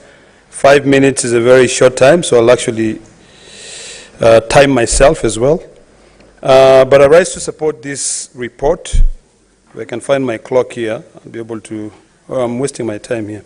Anyway, Mr. Speaker, I rise to support this report. This is a report that clearly demonstrated lack of fiscal disciplines in our county government, lack of fiscal discipline in our governance in this country. And it's about time that we try to have a balance to ensure that whatever we commit ourselves to, we actually fulfill. There's something called a fiducial duty, a legal obligation for all accounting officers to ensure that whenever they deduct money from employees, if they remit. Mr. Speaker, when we were investigating this matter, as to reason as to why these retirement agencies are owed so much money, it shocked me. And I think sometimes when we draft legislation, we also have to be very careful on how we draft this legislation. If you keenly look at this report, Mr. Speaker, and I'll try to be very, very fast, the money owed to all these pension funds is about 85 billion. But what is 85 billion, Mr. Speaker? 65 billion of the 85 billion is penalties and interest. So in essence, the principal amount owed is only around 23 billion. Do you really honestly want to tell us that we cannot sit as a house and decide to force these county governments, including even the national government, to ensure that the first charge of account is the 23 billion in the next financial year? Mr. Speaker, we need to have a foresight on how we deal with these issues. If today some of the Kenyan civil servants who have given their life, worked so hard for this country, retire, they will spend half of their time, their remaining time in this life, going to the pension funds to collect their revenue, and they'll be told there's no money because county governments have not remitted the money. There are certain recommendations that we gave here. Some of them, unfortunately, I was not there the last day. I did not agree with them because of the limitations of the law. In terms of Article 225, Article 225 of the Constitution is very complex, where it says Cabinet Secretary may stop the transfer of funds to county governments. That is conditional, and it only lasts for 60 days. After 60 days, that stoppage, sort of like ends there. We need to be proactive, Mr. Speaker. I think what we need to do is to ensure that we amend the PFM Act, and we have an opportunity to amend the PFM Act. We look at Article 228 of the Constitution, where the powers of the control of budget, because that 228 of the Constitution is interpreted differently based on where it sits. We know the problem. We know the fiscal indiscipline in our counties, where they requisition money and they don't pay what it is intended to do. I think what will help us, Mr. Speaker, and I really support the recommendation number 8, where we talked about the National Treasury setting up a task force. We went to Mombasa. We met with the Cabinet Secretary of Treasury at around 6:30 p.m. discussing this issue. We agreed to go to Mombasa and call all these accounting officers. I think the key most important thing, and one of the best recommendations that I think we ever came up with, is the one that forces these accounting officers. We look at the PFM Act, we make it a personal responsibility that if money is diverted, the people who are now going to face the consequences, not even the governors, because we already decided that any governor who is brought before this house, he will be sent home. Article 179 of the Constitution is quite clear. He is the head of the executive authority of that county. So what we need to do is to amend I hate this time, 5 minutes. Oh, I still have a minute. No, it's done. Senator Professor Tom Ojenda. Mr. Speaker, let me contribute to the adoption of the report. I will take a very short time, Mr. Speaker, sir. As the Vice Chair of the committee, Mr. Speaker, sir, I wish to commend the committee specifically for the recommendations made, Mr. Speaker, sir. Mr. Speaker, sir, the recommendation for a task force will unlock the debt owed by counties, because the task force is not only multilateral, but because, Mr. Speaker, sir, the incorporation of the National Treasury and the AG will see to it that funds are deducted at source so that non-compliant counties can respond to the framework that will be adopted by the task force. The task force report, Mr. Speaker, sir, the proposed task force recommendations was specific in terms of the time given, the 30 days and the 60 days for a report and a final report made to this House. Mr. Speaker, sir, It is clear that in terms of the PFM Act and in terms of the strict controls that we have recommended and the role of the controller of budget, we will ensure that the two counties that owe the most, Nairobi County at 30 and Mombasa at 8 billion, are able to pay their debts through a check-off system. Mr. Speaker, sir, the Kenya Revenue Authority had to be roped into this process so that eventually, Mr. Speaker, sir, what is outstanding can be collected. And, Mr. Speaker, sir, it is important, and this is the last recommendation, that bonds come into play where or with a need to ensure that... Senator, thank you, Mr. Speaker, sir. Honorable Senators, it is now 6:30 p.m. Time to adjourn the Senate. The Senate therefore stands adjourned until tomorrow, Thursday, 29th of February, 2024 at 2:30 p.m. When we resume, Professor Ojenda, you will have a balance of 3 minutes to conclude on your contribution.